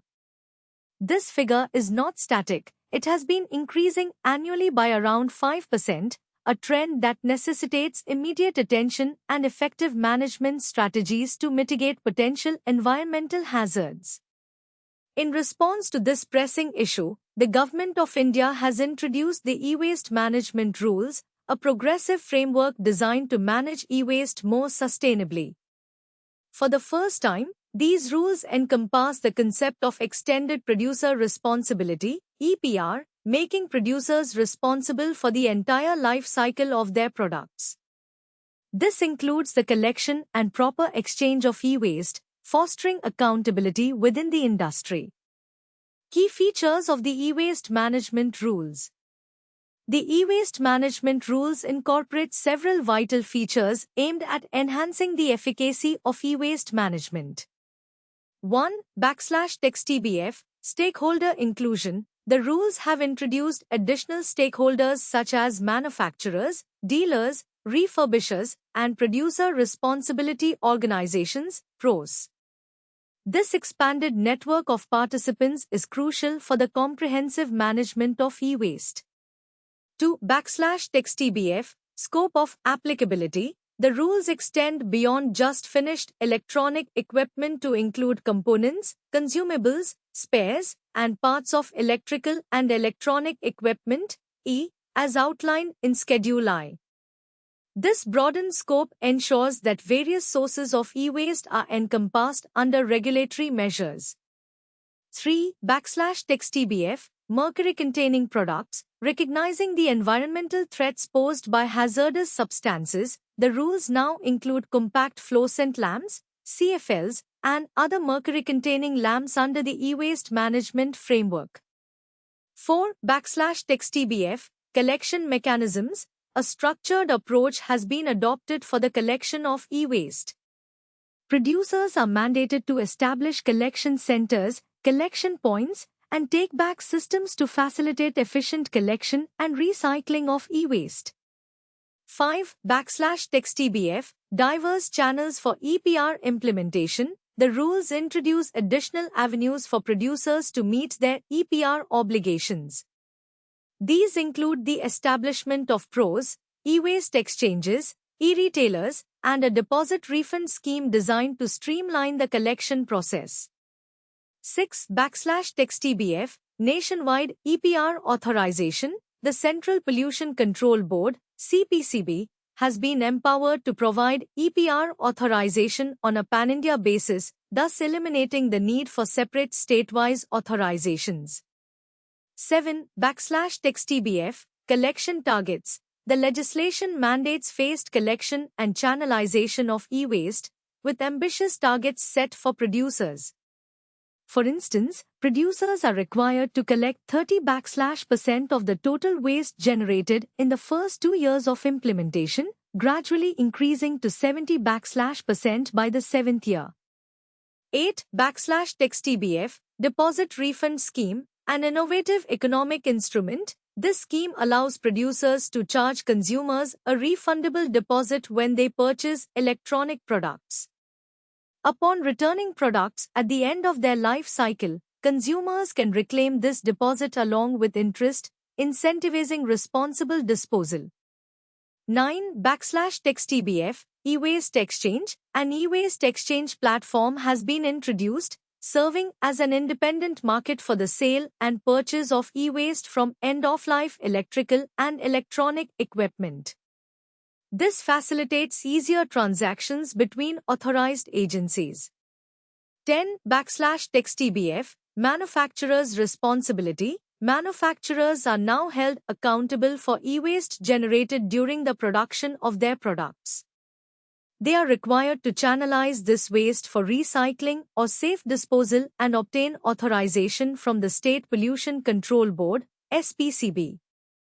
11/TXTBF Dealer Responsibilities. Dealers tasked with collecting e-waste for producers must provide collection boxes for consumers and ensure proper channelization back to the producers.